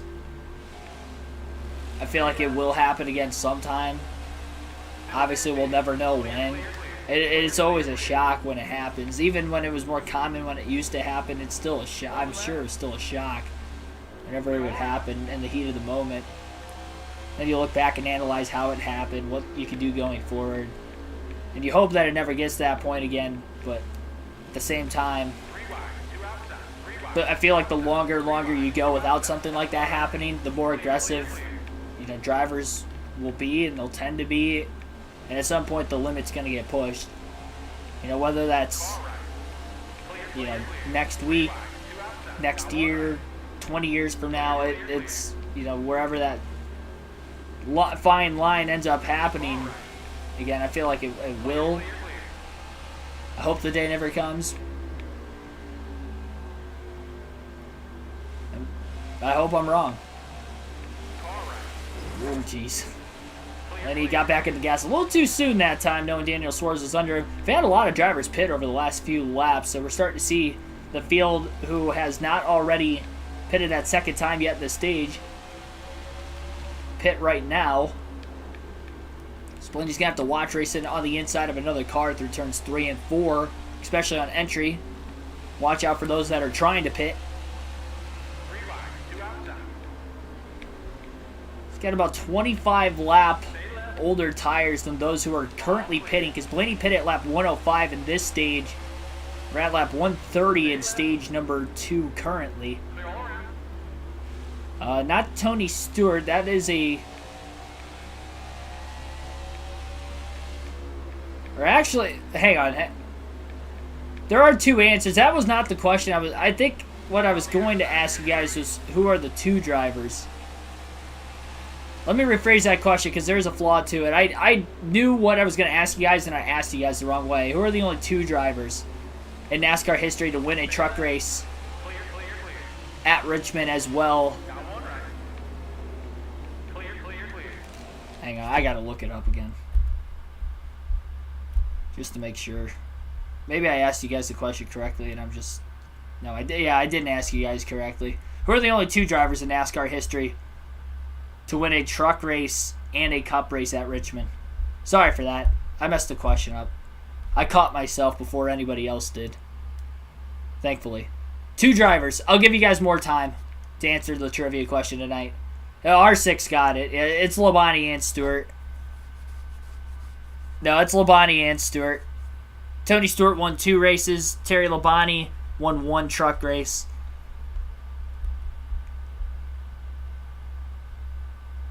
In 2002, 2003, Stewart won 2 truck races at Richmond back-to-back years. Terry Labonte won in the first year of the Truck Series at Richmond in 1995. Tony Stewart has a couple wins at Richmond in his Cup Series career. Of course, got his first career win there back in 1999.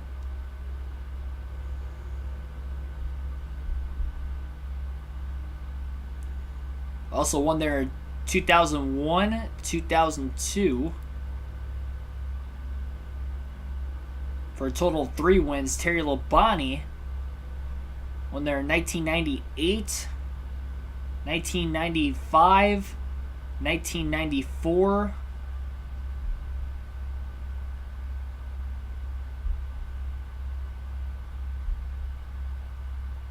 And also won at Richmond 3 times.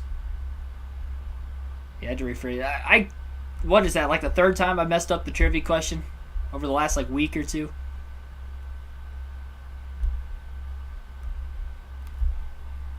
Yeah, Tony Stewart, Terry Labonte. I'm assuming you meant Terry Labonte because I saw you answer Terry Labonte earlier. Yeah, Dale Earnhardt never... I don't think he ever even raced a truck race. Ever. Not that I would have known him. I know he owned a truck team because Mike Skinner raced for him at one point. So did Ron Hornaday. CCS Racing Network, welcome to the stream. Saw somebody else. Zane Wall, welcome to the stream. I'll get back to the racing here very, very soon. Stephen Goad, welcome to the stream. Thanks for you guys popping into the chat there for the first time. I should not have paused it in the middle of the corner. I hate when I do that. Alright. Yeah, worked out. Okay. I did not wreck. For anybody that ever pauses it in the middle of racing, never pause in the middle of a turn. Always pause on straightaway.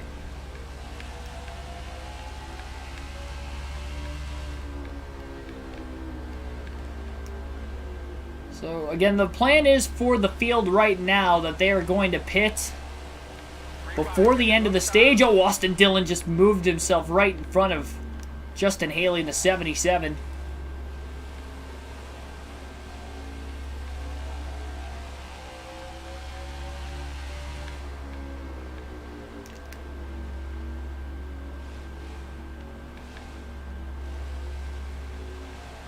Maybe the King Richard Petty, the only driver with 27 wins in a season.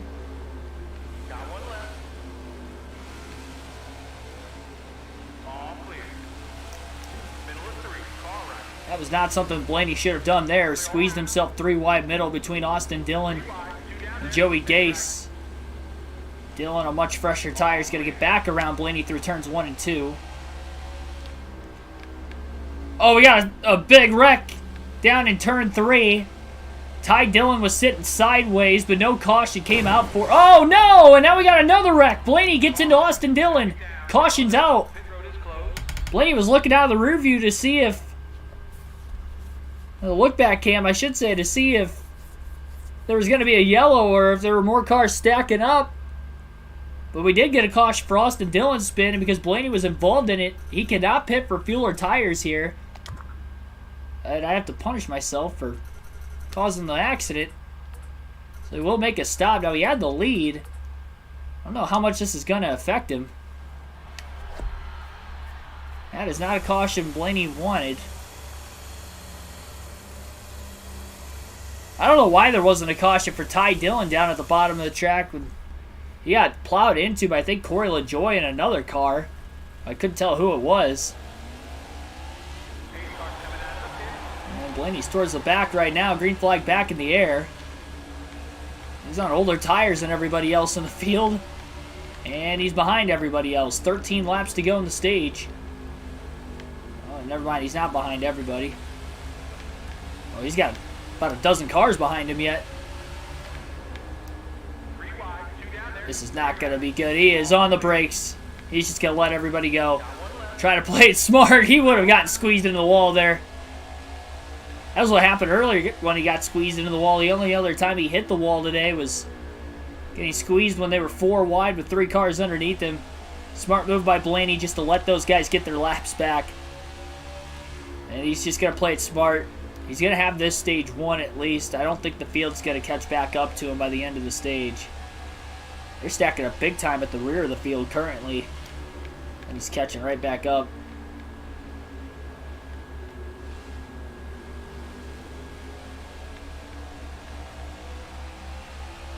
Yeah, so Ty Dillon wrecked on the bottom, and then we accidentally spun Austin Dillon out a little bit further up ahead. Blenny in the wall off turn 4. 10 to go this time by in the stage.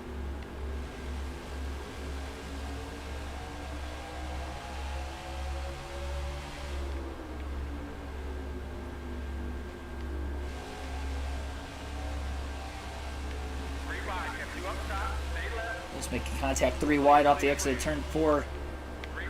He's going to be 3 wide into turn 1.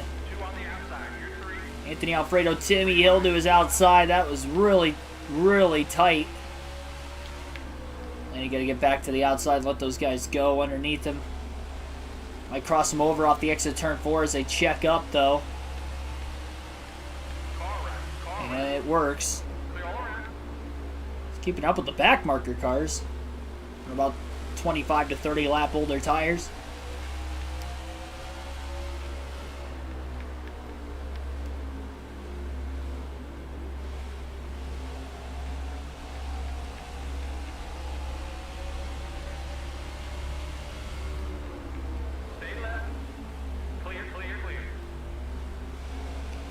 Cameron Merez, welcome to the stream. CN Michigan Rail fan, welcome. Rest in peace, Dillon Brothers, yeah. Seeing Wall said he blew a tire in front of the whole field. Talladega ended up rolling the car. Jeez.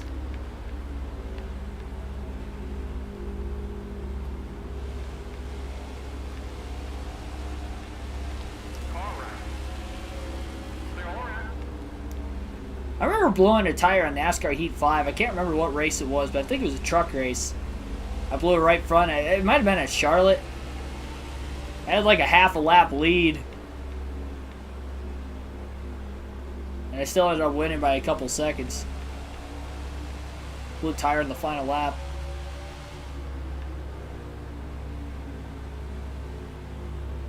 Three-wide contact off the exit of turn 4. That caused a big stack up. And now Kyle Busch is making contact. The car that was on the bottom of all that. Michael McDowell pinches Ryan Blenny down on the racetrack just a bit. By the way, that last caution we saw with Austin Dillon spinning was the 5th caution of the day, and it was just the first caution in stage 2. Slower cars getting held up. There's Joey Logano. Oh! Now giving his teammate a lot of room. He's trying to fight to, I think, stay on the lead lap. Important battle right now for Logano, coming to 3 laps to go in the stage. That was a big hit. Blenny into the back of Larson.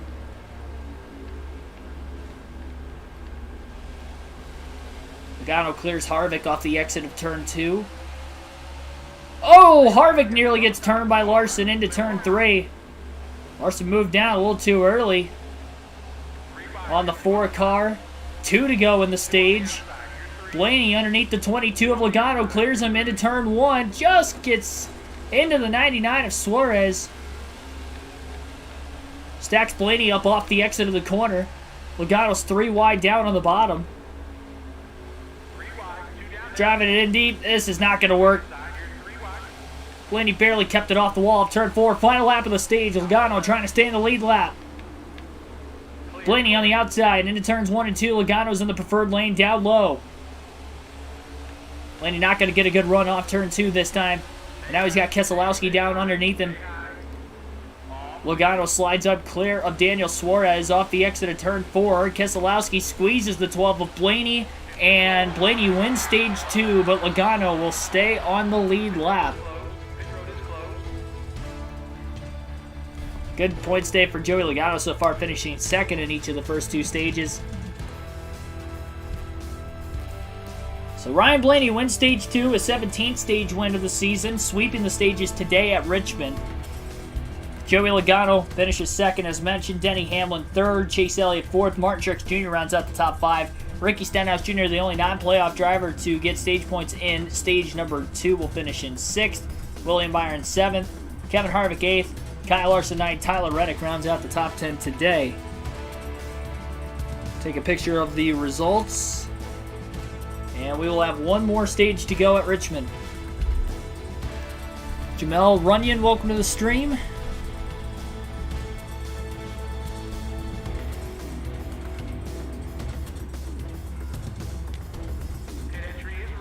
Blenny's definitely going to pit during the stage break.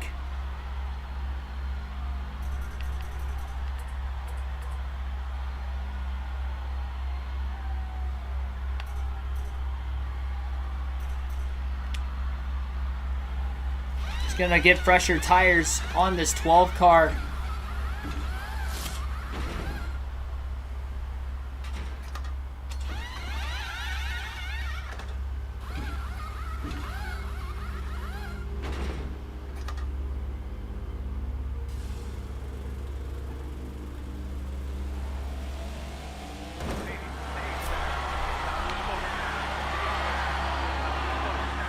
A Dillon for Austin Dillon.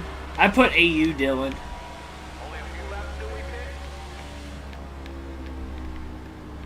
A Dillon AU. I could just leave it at A going forward.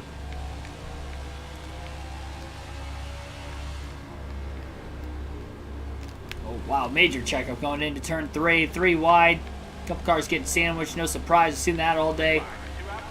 Then you got to get around Logano on the restart. I'm not sure why both Blenny and Logano at the rear of the field. They are almost 4 wide going into turn 1 up ahead.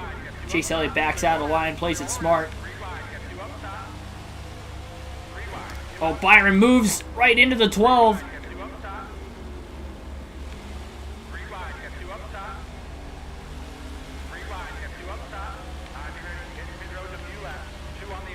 $165 laps in this final stage. Should be 1 pit stop to the end, I would think, for the entire field. Whether they pitted during the stage break or not. You get squeezed by the 43 car now of Eric Jones.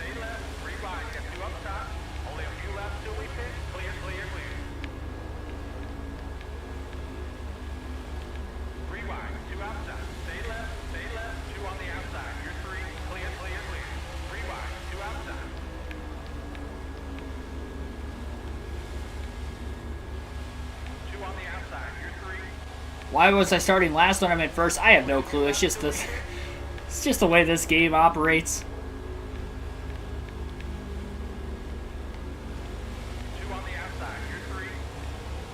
It's junk.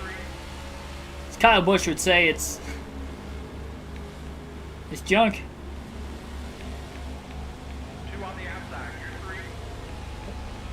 Broke.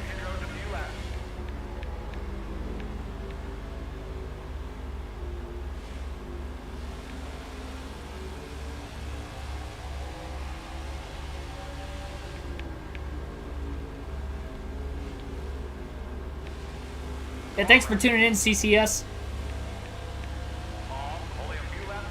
Hit that like button if you have not already. 30 likes on the stream so far. 36 current viewers on the stream as well.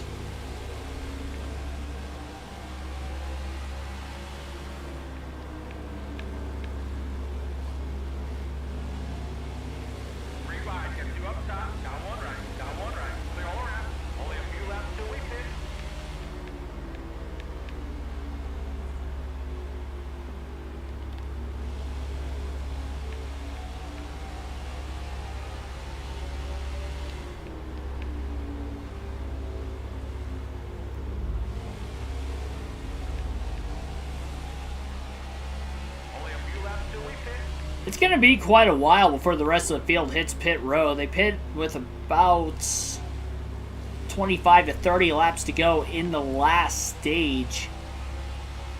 So they're going to be able to go probably about 70 to 75 laps into this stage, which means they will pit with less than 100 laps to go.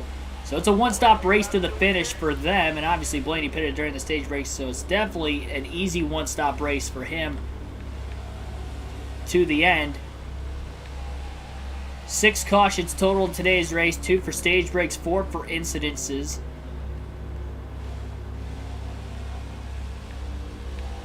Three cautions for incident in stage 1, which was only 80 lap stage, but the 155 lap stage 2 had 1 caution for incident, and we're 11 caution free laps into stage 3 so far tonight.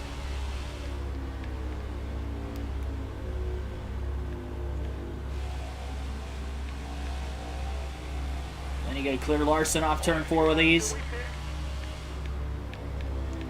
And he's just going to go as far as he can on this run. Just hope for the best.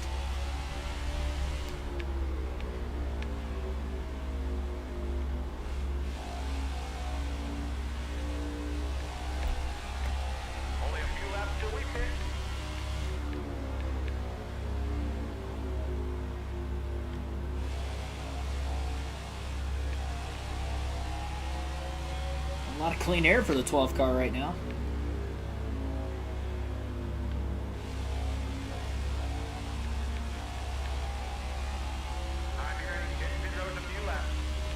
.21.7s right now is Blenny. Some of his fastest laps of the race.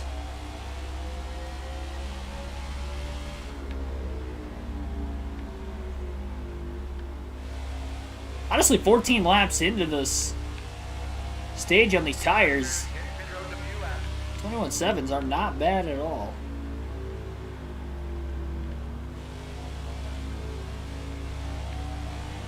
Remember, it was New Hampshire was the last race in which Blenny had won both stages and the race. Also won the pole for that race. One of 3 races this season in which he has won both stages in the race. Trying to make it the 4th today, but this one is probably the most important of the 4, considering that it is playoff time right now.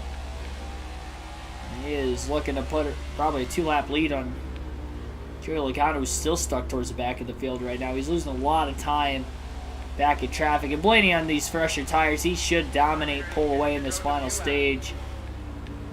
We mentioned because of the car itself, it's his race to lose, but now that he's got 25 to 30 lap fresher tires, he is just far and away the best car on the track currently, at least until the rest of the field pits. I smoke rocks, welcome to the stream. No, this is on expert. I have fresher tires right now. Because the AI is dummied down in this game. They don't pit during the stage breaks, but I take the advantage of pitting during the stage breaks. I could not pit during the stage break and make it more fair, but knowing how hard this game is and how the AI race you, I don't want to take that risk. He lifted way out of the throttle that time. He did not want to get pinched 3 wide on the inside going into the corner and let Truex and Logano back around him. Still 3 wide right in front of Logano between the 14.42 and 66. Timmy Hill, Ross Chastain, and Chase Briscoe. Logano going to go a 2nd lap down right now. Timmy Hill losing the front of his car going into turns 3 and 4. You can see him sliding around quite a bit.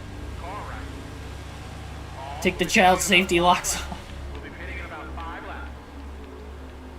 Grayson likes Logano 22. Welcome to the stream.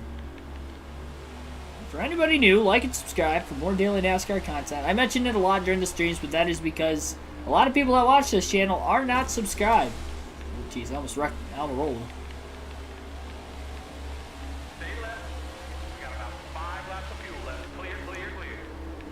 Oscar Ramirez Herrera, welcome to the stream.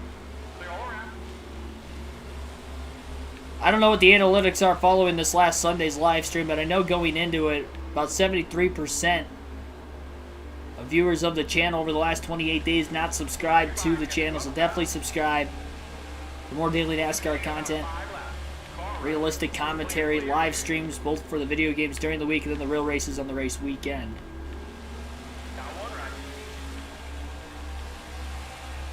Contact with Ryan Newman getting towards turn 1. And Suarez hops in line right behind Blenny into the braking zone in turn 3. Well, Ricky Stenhouse Jr. running in the 5th place position. He missed the playoffs this season, was actually the first driver below the cutoff line on points at the end of the regular season finale at Daytona. He put up a fight. He was about 20 points behind Austin Dillon and Kurt Busch, who were just a couple points apart from each other, who made it in. Went into the final race with a shot, but just didn't pan out well for him.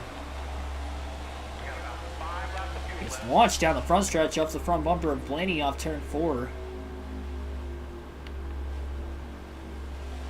Daniel Grogan, welcome to the stream.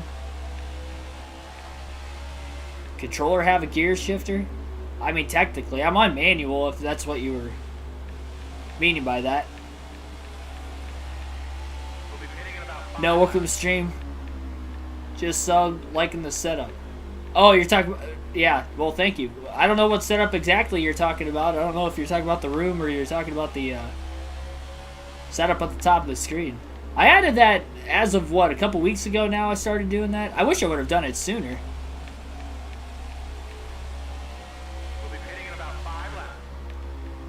The only thing that is kind of a problem with it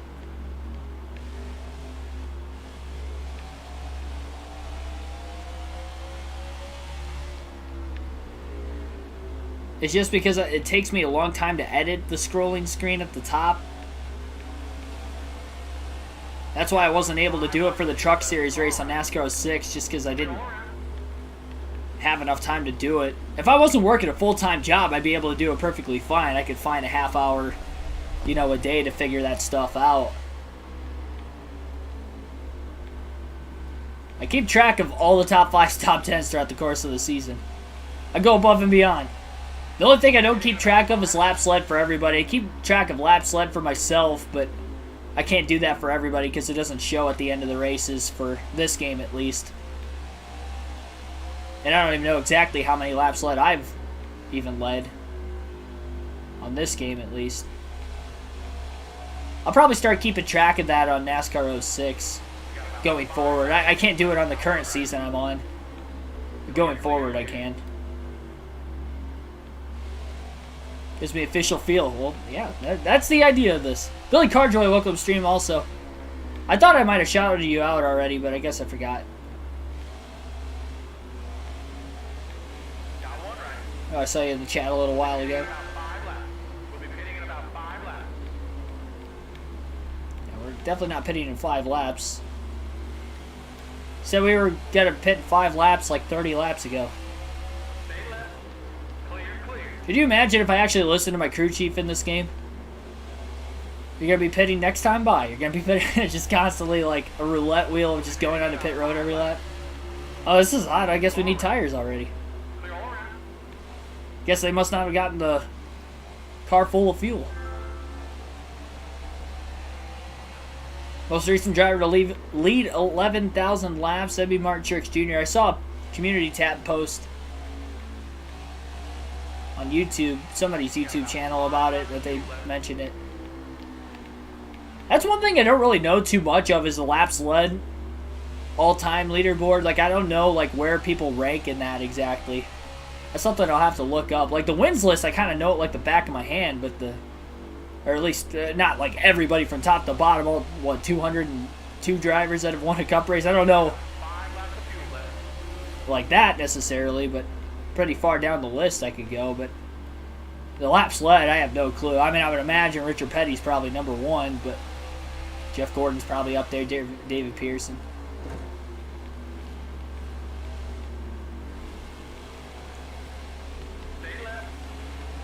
I don't even know who would be who would have the most laps led of active drivers. Probably either Kyle Busch or Kevin Harvick, but I wouldn't know which one. Probably Harvick just because he's been around longer. But then again, Kurt Busch has been around for a long time too. I feel like he's probably up there on the list.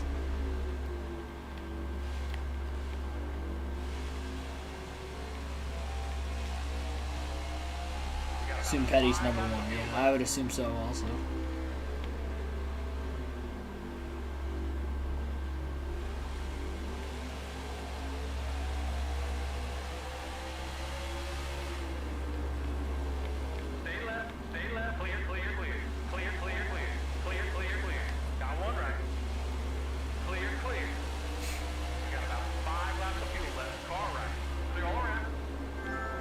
I'm starting to wonder if this spotter ever takes a drink in between sentences when he's not talking. Take a breath, buddy. Take a breath. Oh, Kevin Harvick. And in the left rear corner panel, Blenny off the exit of turn 4, about to turn the 12 car. Harvick back in the 10th place position. He comes in pretty good on points. He's 41 to the good coming in. He was actually driver who scored the most points at Darlington of those who did not win. He won a stage, finished 3rd in another stage, and finished 3rd in the race. Dominated the first half of the event. Looked like he was going to be the one to beat, but William Byron just went out there and beat him in the second half of the race, and they kind of had roles reversed. Harvick was still very fast throughout the course of the night. Another top 10 today should put him in a pretty good position to be able to point his way in. As long as he doesn't DNF at Bristol tomorrow night, I think he's going to be all right. Harvick trying to kill you. Yeah, he's trying to end my chances of making it to the next round of the playoffs. Again, Ryan Blaney's 31 points to the good, but he was 50 points to the good. Only scored 5 points total. No stage points in the Southern 500 at Darlington. Really struggled. And now Almirola runs into the 12. SHR's got a problem with the 12 of Ryan Blaney for some reason.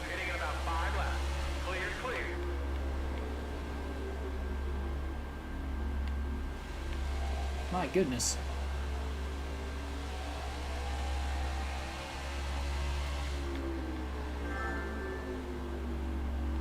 I wonder who's sending me messages.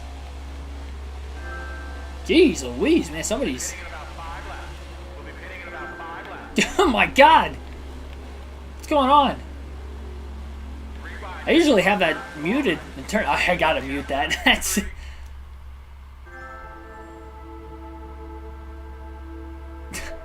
I don't know what's going on here. We got profanity going on. I probably shouldn't look at this stuff. I don't even know who these people are. We got somebody spelling stupid with 2 O's. We get.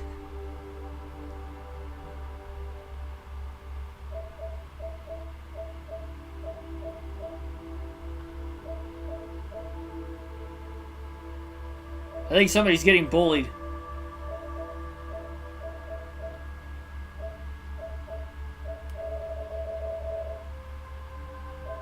I don't know how I got put into this. I don't know who these people are. I don't know what's going on. I don't know how I got put into that. That was weird. God bless America. I'm never on my PlayStation outside of when I'm playing this game. I need to figure out how to mute it. Notifications. Should be able to go right into here. Options. Notification settings. Let's see. Pop up. Nothing. Nope. Nope.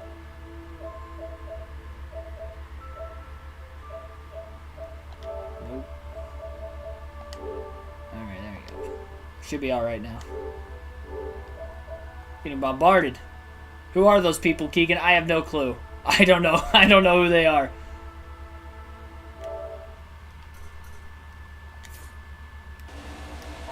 I'm gonna guess that they're like 3rd grade dropouts because they don't know how to spell. 2 on the outside. You're 3. That's my guess. We'll be pitting in about 5 laps. Stay in school, kids. That's the message of the night.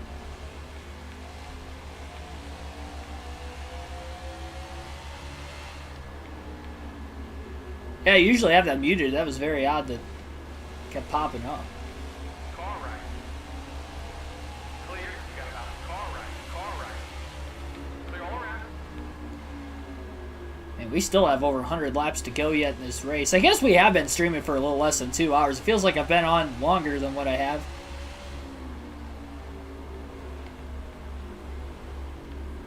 Still think Stenhouse is the only driver in the top 10 that is a non-playoff driver. Even William Byron backing up his back-to-back wins with another solid run today in the 6th place position. He scored stage points in each of the first 2 stages. Not that the stage points matter. He's strictly racing for playoff points both tonight and tomorrow at both Richmond and Bristol. Playoff points do carry over throughout every round of the playoffs, at least until you get to the championship 4, and then it's just the best finisher of those 4 that are left remaining in that one race. Speaking of Byron, here he is. Right in front of the 12 of Blenny.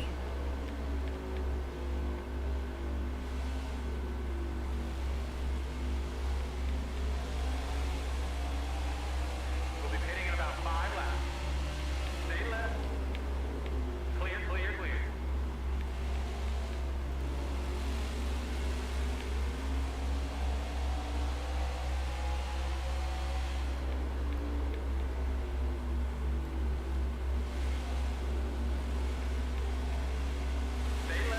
Alan Williams, welcome into the stream. Pitting in about 5 laps. Contact with Ty Dillon off the exit of the corner. Ty Dillon's been involved in a couple accidents today. His car's got some pretty good damage on it.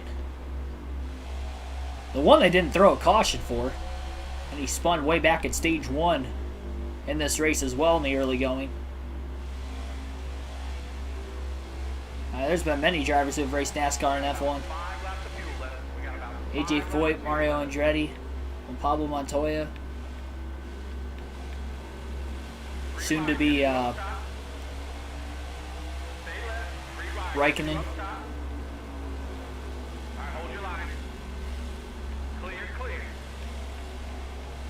Then he was expecting to get squeezed by David Reagan there. He went as low as he could down to the apron with all 4 tires. Got 1 right. Joey Logano's about to lose a 3rd lap already in the first 50 laps of stage 3. because of the old tires that he has on his race car right now. And he's still probably got about 15 to 20 laps before he's going to end up making his final stop. The window's not open to the end of the race yet. Blenny down to the bottom, 3 wide into turn 1, sends it. Maybe a little too hard. He got up into the wall. Very fortunate not to blow a tire. He was hard on the brakes and just slid way up the racetrack.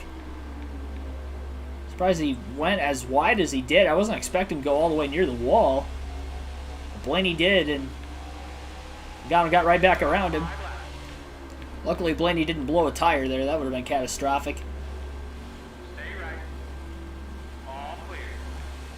Blenny now on the outside. Logano side draft in the 12. Cody Ware holding up the 22 down on the bottom of the racetrack. Blenny going to get around on the outside. He's in the wall again. Off the exit of turn 4, but Logano's still stuck behind Cody Ware. That's the 3rd time Blenny's hit the wall today, but it's only the 2nd time in just the last couple laps. He's had a fairly clean race as far as keeping it off the wall, as I just mentioned, but it's going to keep all 4 tires afloat, of course. Plus the amount of contact he has. Tony Stewart was never an F1. Jimmy Johnson wasn't either. I mean, they drove F1 cars before. They had like driver swaps, but that doesn't mean they like raced in F1.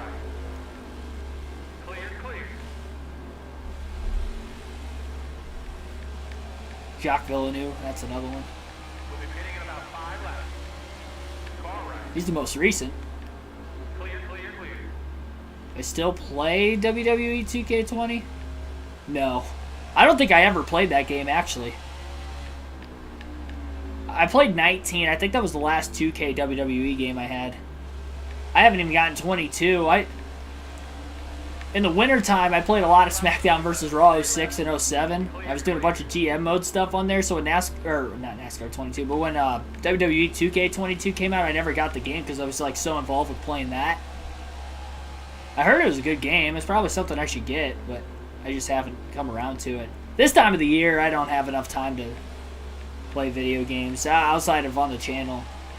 Like, a lot of people like ask me, or even if I mention to anybody like I have a YouTube channel, and then they may check it out and they're like, "Oh, okay, you play video games." I'm like, I do, but I am not a video game person at all. Like, people come up to me asking me, or they'll start talking about like random like games or whatever that are on the way out, or if I've ever played Call of Duty like growing up and stuff. I just never did. And I always played sports games. That was about it. But ever since I pretty much graduated high school, I kind of grew out of it, I guess. I still go back from time to time. Like, I'll still play. Wintertime, I have a lot more time on my hands.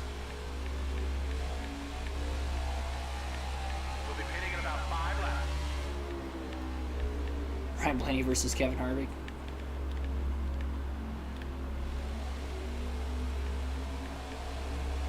He's still got a ways he can go on fuel and tires yet.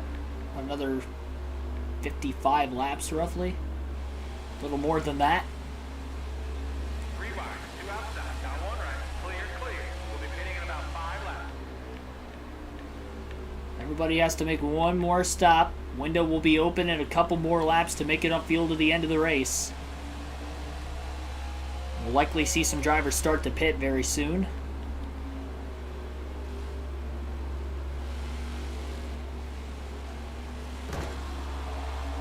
Into the back of Stenhouse off turn 4.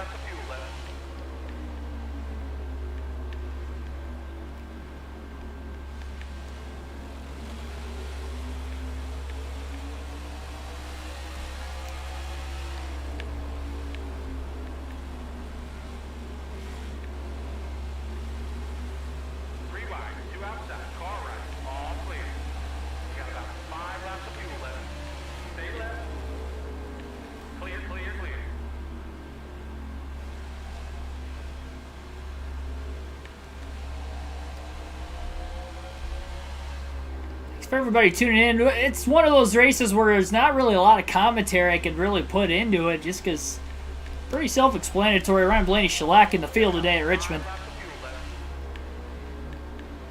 An absolute beatdown. looking to get the Richmond sweep. Got one right.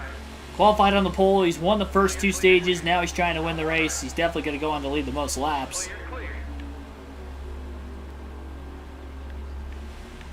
He's trying to keep the car out of trouble. Still just over 100 laps to go. You never know what could happen. Clear. So he tries to secure a spot in the round of 12. Be a big points day as far as playoff points go as well. With a win, on top of the 2 stage wins, there'll be 7 more playoff points that will carry into the round of 12 for him. And he is strictly just going to be racing for playoff points at Bristol if he does win this race today, which are awarded for stage wins and race wins. Both him and William Byron would be the case if, again, Blenny can hold on to win. He's got a 3-lap lead on Logano as of right now. Seen 6 yellows today. We have not seen one in stage 3 yet. Really chopped down off the exit of turn 4 on the 12 of Blenny. Blenny gets by. 100 laps to go this time by.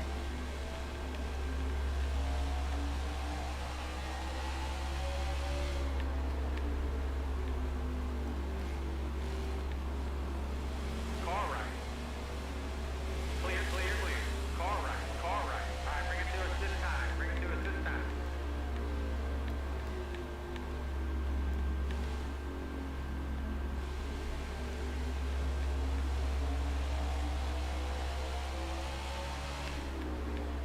Honestly, with the window open at the end of the race, I think it might just be wise for Blenny to just pit when everybody else does. Why risk running out there in older tires and risk getting ran into from behind when you know you have a superior car? He's faster than everybody else right now because he's got fresher tires still from the stage break. Caution. Car right. All clear. Okay, we got the pit next time out. Got one right. All clear. Harvick getting a little sideways into turn 1. Saw the rear of his car wiggling around quite a bit before getting on the binders into the first turn. He's up to 9th place. He must have just passed Reddick for position because Reddick had scored in 10th. Anything could happen in a full race. Yeah, we've definitely learned that. Been on both receiving ends of it. Okay, we got the pit next time out. 2 wins away from going to Stanley Cup Finals NHL 22. Awesome.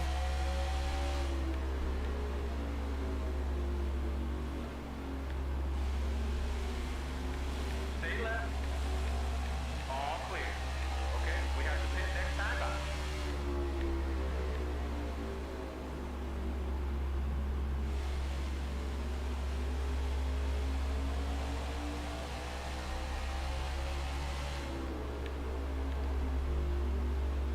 Benedetto using up the 43 of Eric Jones, and as they do that, that holds up Christopher Bell in 11th place behind him.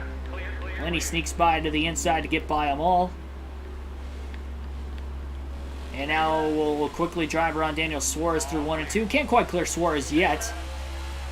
On the backstretch towards turn 3, he'll outbrake Suarez and clear him. But Blenny's actually going to pit this time. Joey Logano's on pit road right now. So Blenny will pit this lap. Again, Logano's the main driver. He is racing. Put him a 4th lap down at the line currently, but once Logano cycles back around the next time by, be in a little bit better situation. So Blenny backing it down right now. 40 miles per hour is the pit road speed limit. He is in. 4 tires and fuel for Ryan Blenny. No adjustments. Final stop of the day with less than 100 laps to go. And it'll be the 4th pit stop total for the 12 team. 2nd under green flag conditions. And also pitted during each stage break today as well. None of the other cautions he had pitted for fuel or tires. He's got the number 1 stall after qualifying on the pole, so there he is, pulling in.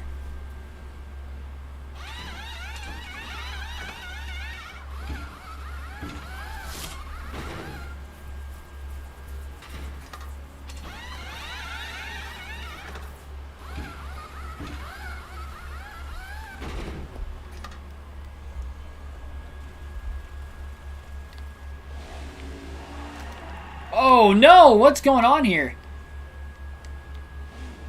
Alright, I have control now. Just spun the car right around on the exit of pit road. I didn't have control of it yet. Got one right. Got other cars coming out of the pits. Luckily, Blenny didn't get clobbered. Where's my camera angle at? There you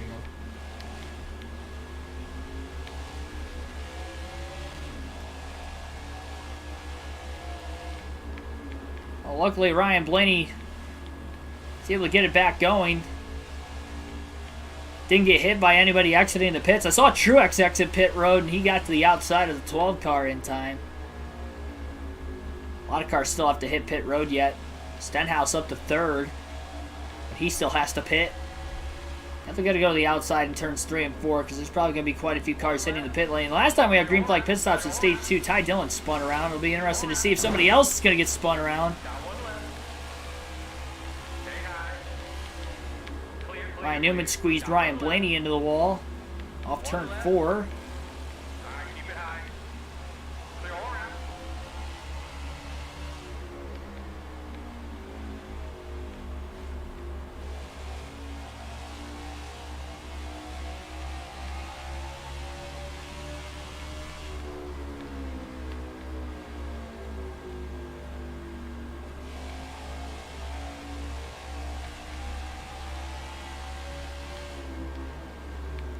Harvick down towards the bottom. He'll pit this time.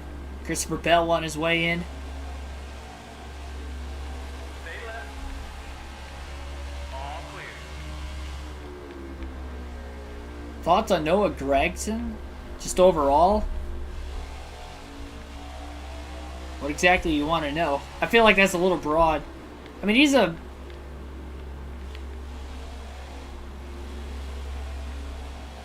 It's just kind of tough to tell. Like, his career, with what he's kind of done at Colleague, the few opportunities he's had, I feel like he wrecks a lot. All clear. Has he ever actually finished a cup race? Any of them that he has started? And most of them have been on super speedways, though. 2 on the outside. You're 3.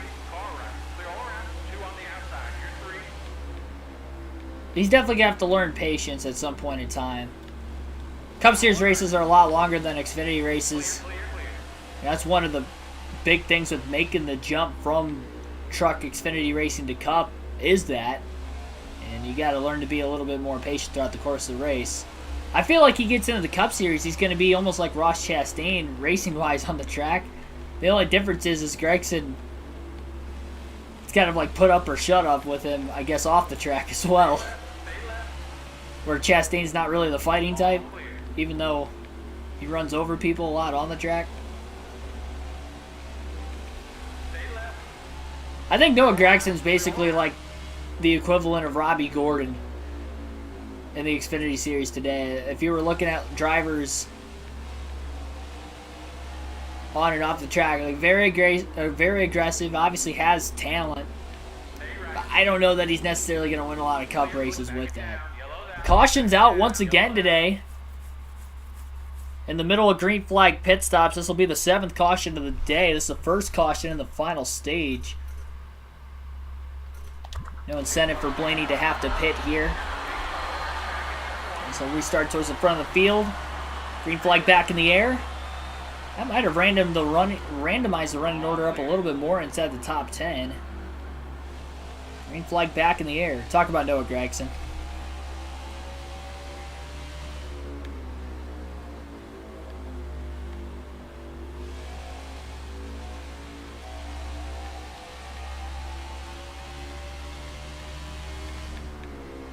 Stupid Daniel Hemrick tried to fight Noah Gragson 2020 interview.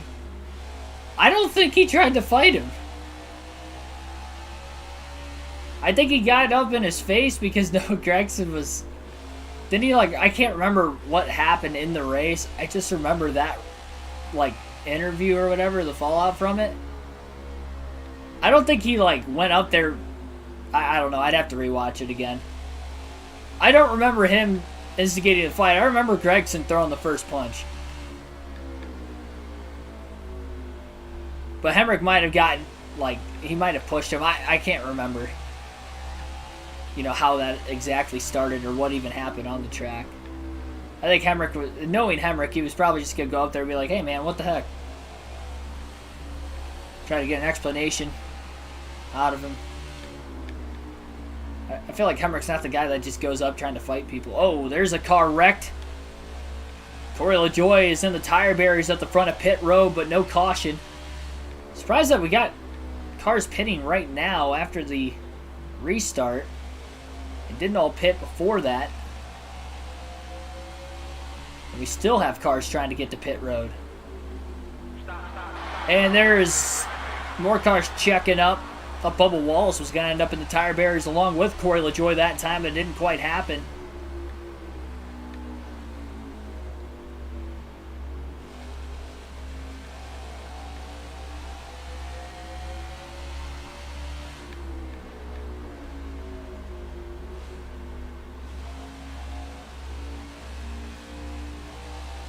Lap or 2 ahead. I think I'm 3 laps ahead of Logano. Should be 3 ahead of him.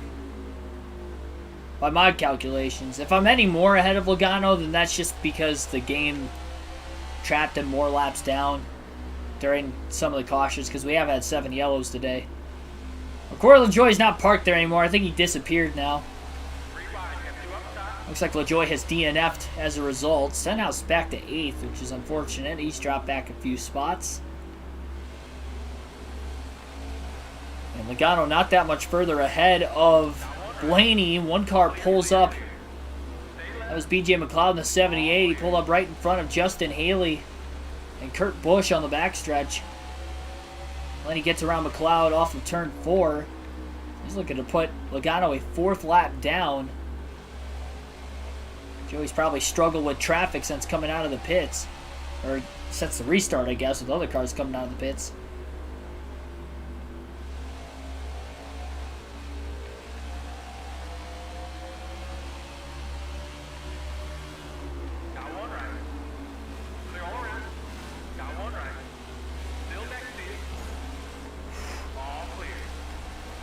I was waiting for Bell to hook Blenny into the wall that time.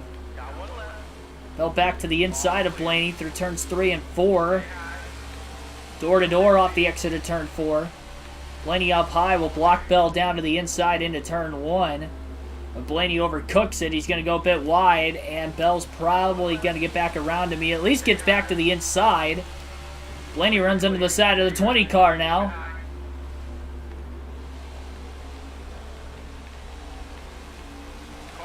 And he'll get underneath them off the exit of turn 4. Make the dive into turn 1. Bell runs him tight. Off the exit of turn 2, still door to door. Bell's in 11th right now, trying to fight for his lap currently. He'll block Blenny down to the bottom in 3 and 4. Blenny back to the gas quicker off the exit of the corner. Clears Bell in the triover. Blenny on the outside, though, checked up behind Logano, who himself got checked up behind David Reagan in the 36. Bell again battling the 12 of Blenny.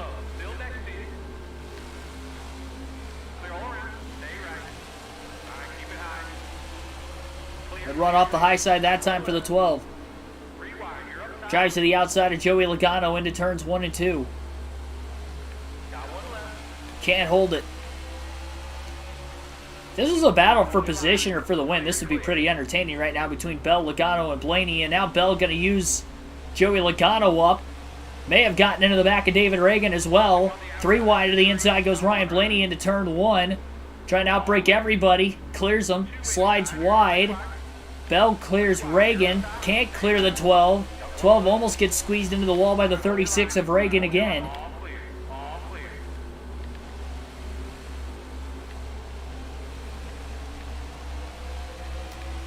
Bell protecting the inside. He's going to make Blenny try to pass him up high.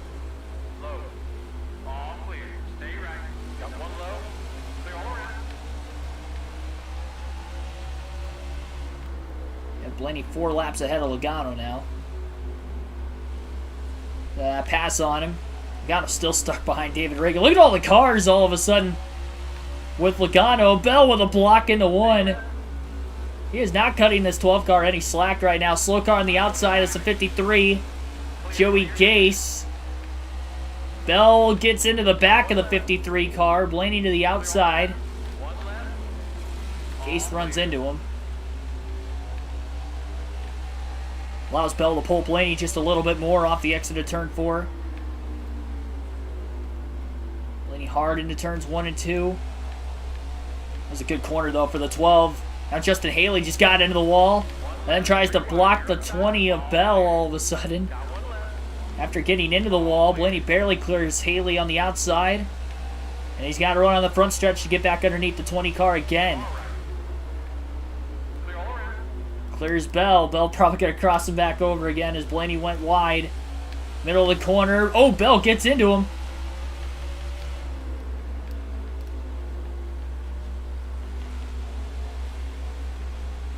Didn't get into him that time, though, and Blenny will stay in front off the exit of turn 4, beating Bell back to the throttle.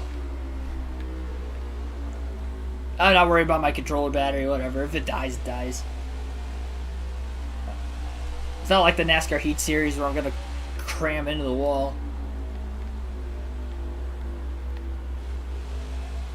I think that battle with Bell is over now. And you probably slowly got to pull away. Well, it depends on how the 38 races in. My goodness. Clear, clear, clear. He came off the wall quite a ways and crowded Blenny into turns 1 and 2 on top of it.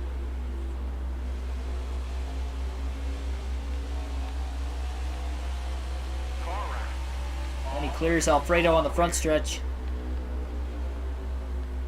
It's about a full second ahead of Christopher Bell. I don't think he has to worry about the 20 car anymore. Bell might have used up enough of his tires trying to keep up with the 12 and get a lap back. So he could potentially battle some cars inside the top 10 and try to get a little bit better of a finish before the finish of this race. Won't be able to show you guys the point standings at the end of the night tonight, but obviously be updated for the stream. I will definitely make sure I put in the community tab at some point in time, either late tonight before I go to bed or tomorrow, of what the playoff standings will look like going into Bristol tomorrow night.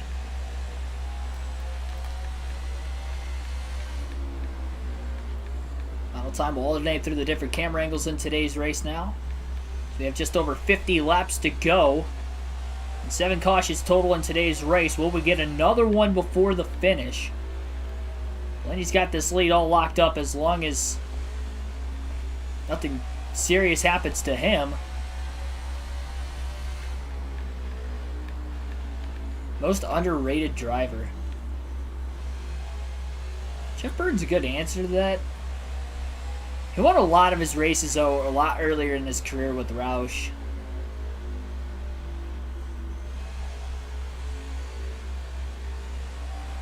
Before guys like Tony Stewart, Jimmy Johnson, Kevin Harvick, the Busch brothers, all those guys came along. Dale Jr., Matt Kenseth. Because he was winning, it's almost kind of the same thing for Bobby Labonte for that matter too. They were both kind of winning a bunch of races around the same time.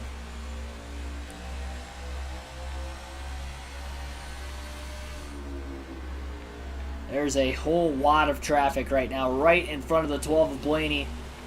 I don't know who's stacking everybody up in this mess, but getting pretty wild. Hamlin squeezes Keselowski. 4 wide down to the bottom goes Blenny. Trying to get by everybody. Oh, and he's hooked on the 14 of Briscoe. Get the Benedetto down to the apron into 1 and 2, passing a bunch of cars.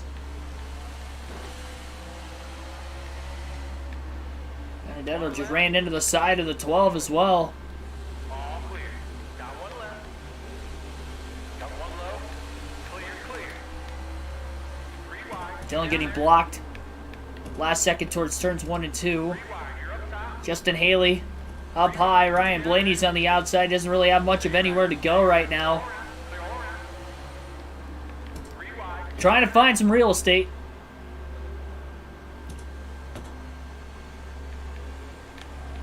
And he's finally clear to get back to the bottom. Got one right. Clear all around. Got one right. All clear.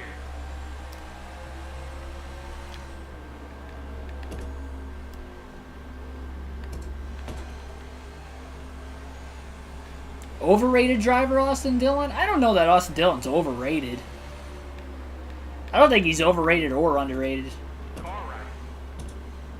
don't think he gets the most out of his equipment, but he's not, like, terrible. I mean, he has won 3 races for one reason or another. It's hard to win a cup race. Plus, he's pointed his way. Well, I guess he hasn't pointed his way into the playoffs, but.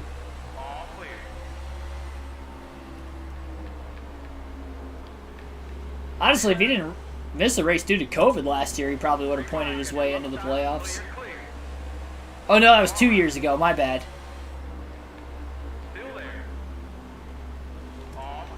I guess he won that year. Yeah, he did win 2020. That was the race he won at Texas.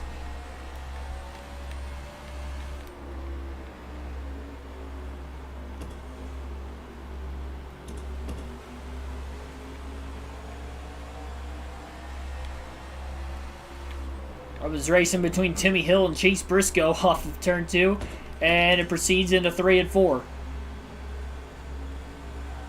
Timmy Hill in 38th, Briscoe in 28th. And he's not really able to find a way around Chase Elliott or Eric Almirola right now.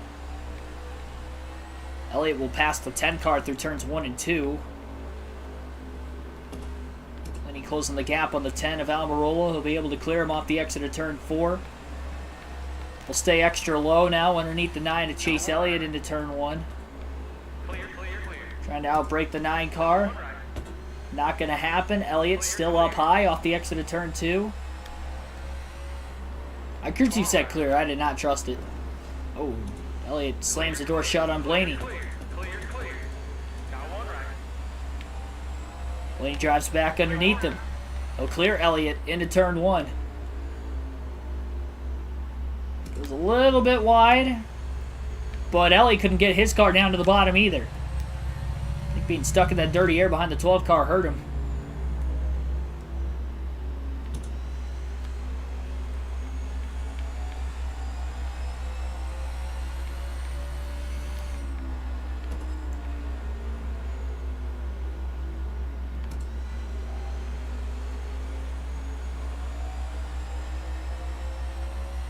I think DiBenedetto's trying to go 3 wide to the outside of Ryan Newman and Josh Bilicki. Just can't quite get there.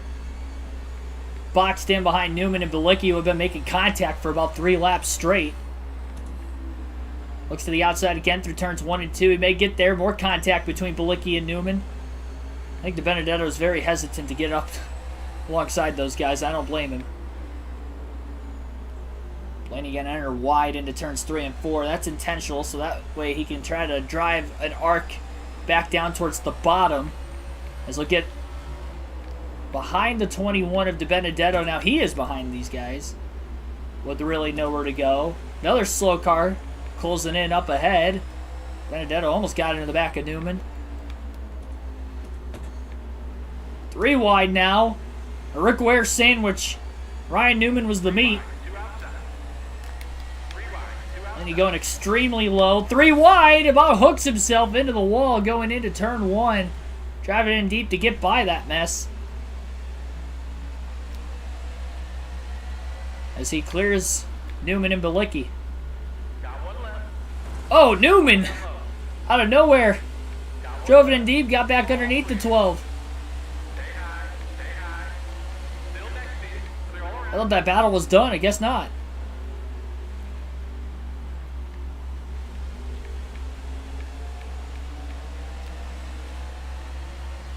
Blenny stays ahead of Bilicki.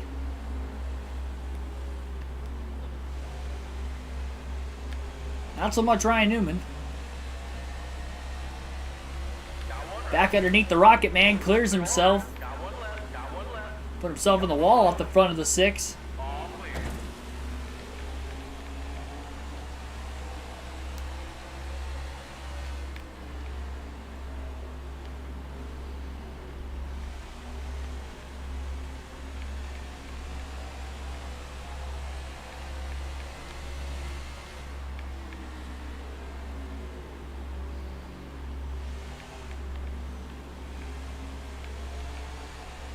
Thoughts on life in the fast lane? Is that like a movie of some sort?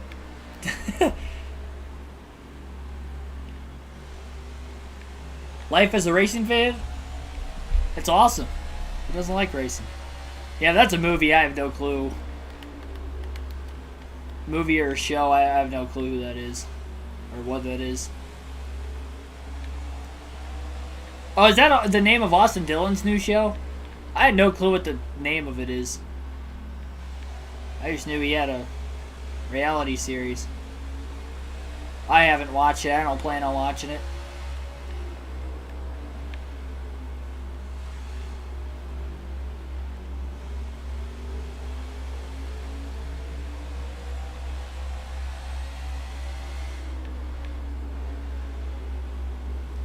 Mcdowell back in the 26th position. Lost a few spots from the very start of the race from where he qualified. Things have not gone well for Mcdowell so far today. It's definitely going to be in a must-win situation at Bristol, and I don't think he's going to be able to capitalize there either. Guess you never know, but outside the top 20 and a finish in the Southern 500 last night, finished 27th, and he's running 26th again tonight. It's Austin Dillon's reality show. Gotcha. I didn't realize that was the name of the show. I guess, it's kind of like... It's a good name for a show, I guess, if you're going to have a reality show and you're, professional race car driver. But I feel like that is a pretty generic name, though, too.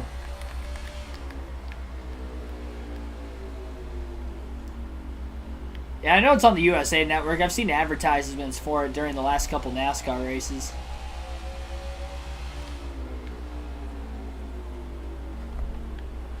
I honestly didn't even know about it until that first race on the USA Network this season. I think it was at Nashville when they flipped it over to USA Network later that night and they had an ad for it. I was like, oh, Austin Dillon's got a reality show? That's kind of strange. Like, of all drivers, I wouldn't have really thought Austin Dillon would have been one to kind of have that role, I guess. 30 laps to go at the 3/4 mile short track under the lights at Richmond for the second race of the round of 16 of the playoffs. Ryan Blenny leads. And as of right now, looking to sweep both stages and get the win. 7 playoff point performance tonight.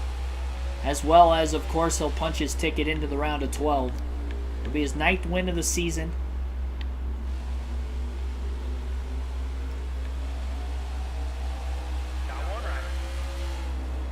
Breaks the trend of 2 races, finishing outside the top 30 in the regular season finale at Daytona, as well as the Southern 500, of course, in the last race last night.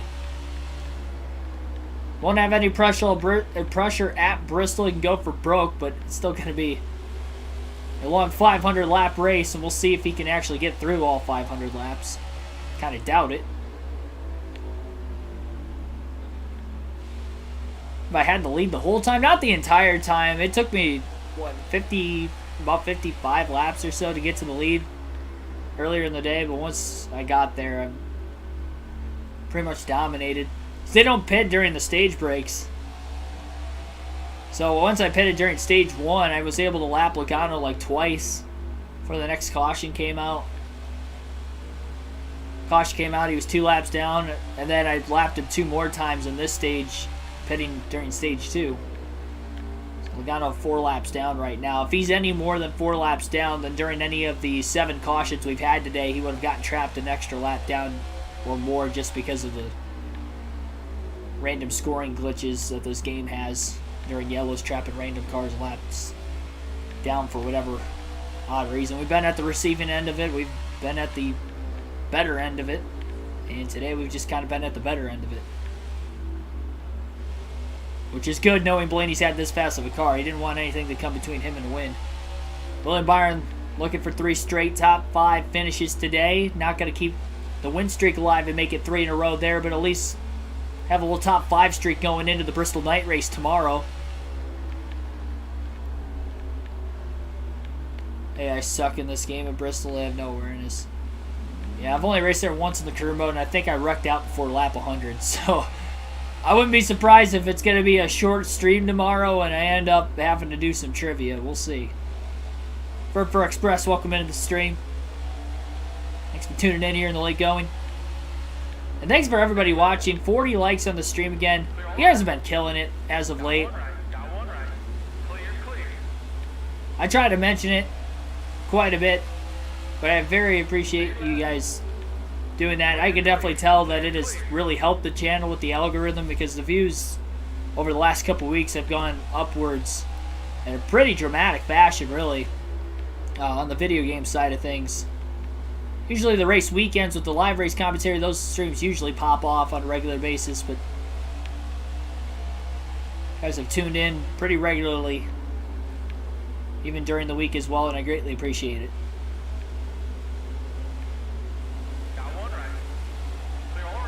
Every like goes a long way into that. Every subscriber goes a long way into that. And all you guys watching on a nightly basis goes obviously a long way into that.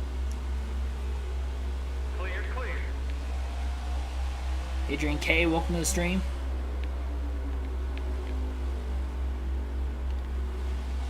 $20 to go this time by for Blenny. He closes in on the 43. Here, Jones.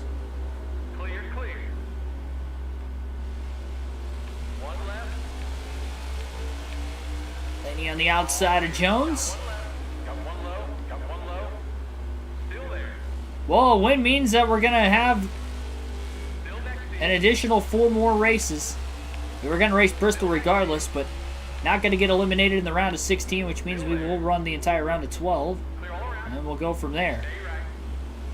Blenny finished 27th at Las Vegas earlier this year. He did win the Talladega Spring race, and we have not raced at the Roval yet. Blenny has won 3 of the 6 road course races. Kind of hit or miss.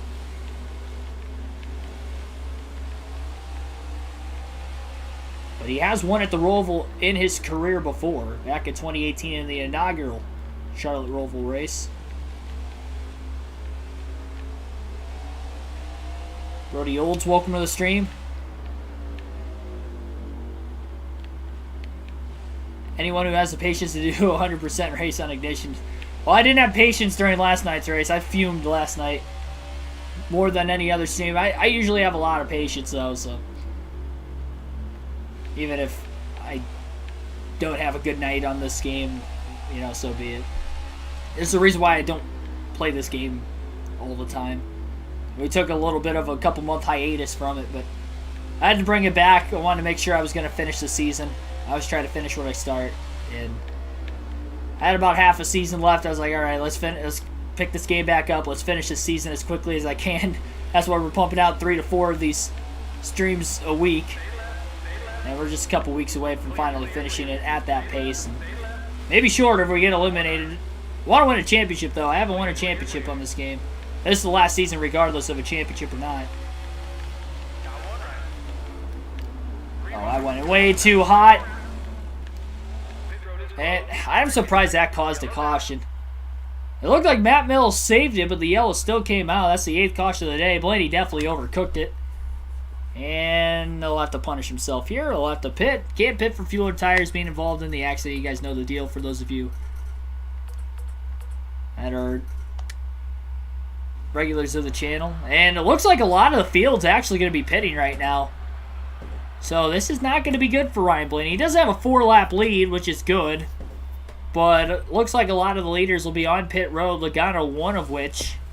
And we'll have a restart with probably less than 15 laps to go, maybe less than 10 to go. Following the 8th yellow of the race, just the 2nd caution of the stage. Green flag back in the air.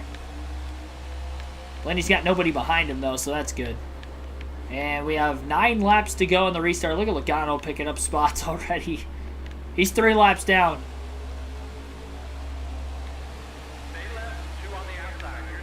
Blenny's just going to play it smart. He is going to park it at the rear of the field. No incentive to be racing with any of those guys. He's going to get baited into it because a lot of the back marker cars are slowing up the cars who just pitted. Because not everybody hit pit road during the caution.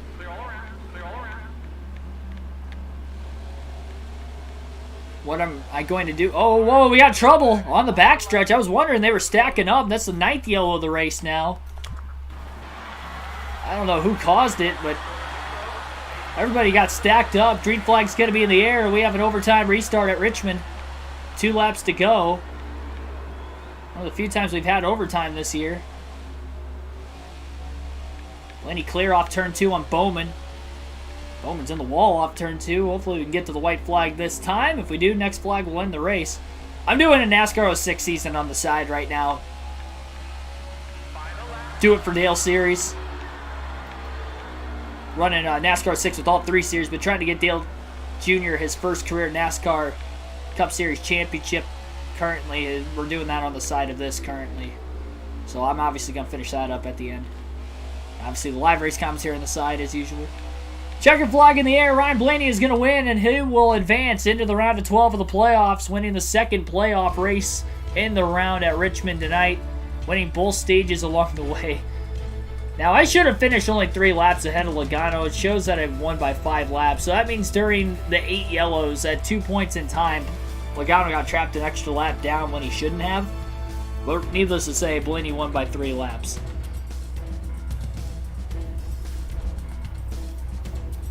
It all just basically boiled down to them not pitting during the stage breaks, because I didn't have a full lap lead until stage 2 when I pitted for tires during the stage 1 break. Logano was still on the lead lap, but he stayed out. Made a couple laps up there, made a couple more up, and then he got one back at the end with the late cautions. But Ryan Blenny is going to win. Joey Logano finishes in second today. Great points day for Logano, finishing second in both stages and the race. Martin Truex Jr. finishes third. Chase Elliott ends up fourth, and William Byron rounds out the top 5. As mentioned, 3 straight top 5s now for Byron. Denny Hamlin finishes 6th. Ricky Stenhouse Jr., the only non-playoff driver in the top 10, had a great day. Finished 7th. He was top 10 in both stages as well. Kyle Larson finishes 8th. Tyler Reddick 9th. And Kevin Harvick rounds out the top 10. Good round going for Harvick so far. A lot of points yesterday at Darlington. And he scored stage points in both stages today, as well as gets the race win. So I'll take a picture here so I can get the points, because I do have to tally the points out myself. And then we'll end tonight's stream. I can't show you the point standings at the end of this race, but I will put in the community tab either tonight if I get it in before I go to bed, because I do have to work tomorrow, or at work tomorrow I will post it on one of my breaks. So, yeah, regardless of the fact we still won. Dominating fashion, Ryan Blenny will win both stages and the race. Tonight we get to see Blenny in victory lane for the 9th time this season. Championship hunt continues. I will not go championship-less in this game. 3rd time's a charm. 3rd season, I will get it done. 89 laps behind, yeah. I think he DNF'd. Was that Corey LaJoy? I didn't pay attention. He hit the tire barriers earlier in the race, and I think he DNF'd, and that was in the final 100 laps. Because that was well, it would have been the 3rd to last caution, because we had 2 of them in the final 20 laps. But I was not expecting an overtime finish today. Luckily, there was no pressure on that overtime battle. Blenny was already more than a lap ahead. So Blenny Byron advanced into the next round. Thanks for everybody tuning in tonight. Again, like and subscribe for more daily NASCAR content. I will see you guys tomorrow night, 6 p.m. Eastern Standard start time for our Bristol night race on NASCAR 21 Ignition. The following night, we'll go back to NASCAR 6 in our Do It for Dale series. Next race there is the Pocono 500 at Pocono. That'll be an interesting one. And that'll definitely be probably the fun race of the weekend. Knowing the game and just knowing, I feel like Pocono is going to be wild. We had a 50% race there. I think we had like 6 cautions, all AI related at that point. I remember Mark Martin blew over in turn 2 last time we were at Pocono NASCAR 06. I remember that race now. Yeah, somehow he got hooked. He got into the wall backwards, and then while he was in the wall, like, I don't know, mid-speed, hit into the wall. He might have started blowing over before he hit the wall, but needless to say, he spun out backwards, turn 2, probably like 180 plus miles an hour, and then he blows over. The back of the car came up off the ground. I didn't think there were blowovers in that game, but that was actually pretty cool. I mean, obviously it kind of sucked that there was a big wreck, whatever, but we made it through. We won the race, but now we have a 100% race at Pocono, so that's going to be interesting. But again, thanks everybody for watching. I'll see you guys tomorrow. And we're going to have a lot of fun this week. Also, Pocono live commentary, live stream on Sunday, as mentioned already. So definitely tune in for that on the race weekend. Those are the big streams for the week. Of course, road to 3,000 subs, road to becoming a NASCAR commentator for future NASCAR races down the road. That is why we do these live streams every day, whether it is a video game side during the week or the real races on the race weekend. But I will see you guys tomorrow night. Have a good rest of your Tuesday, everybody.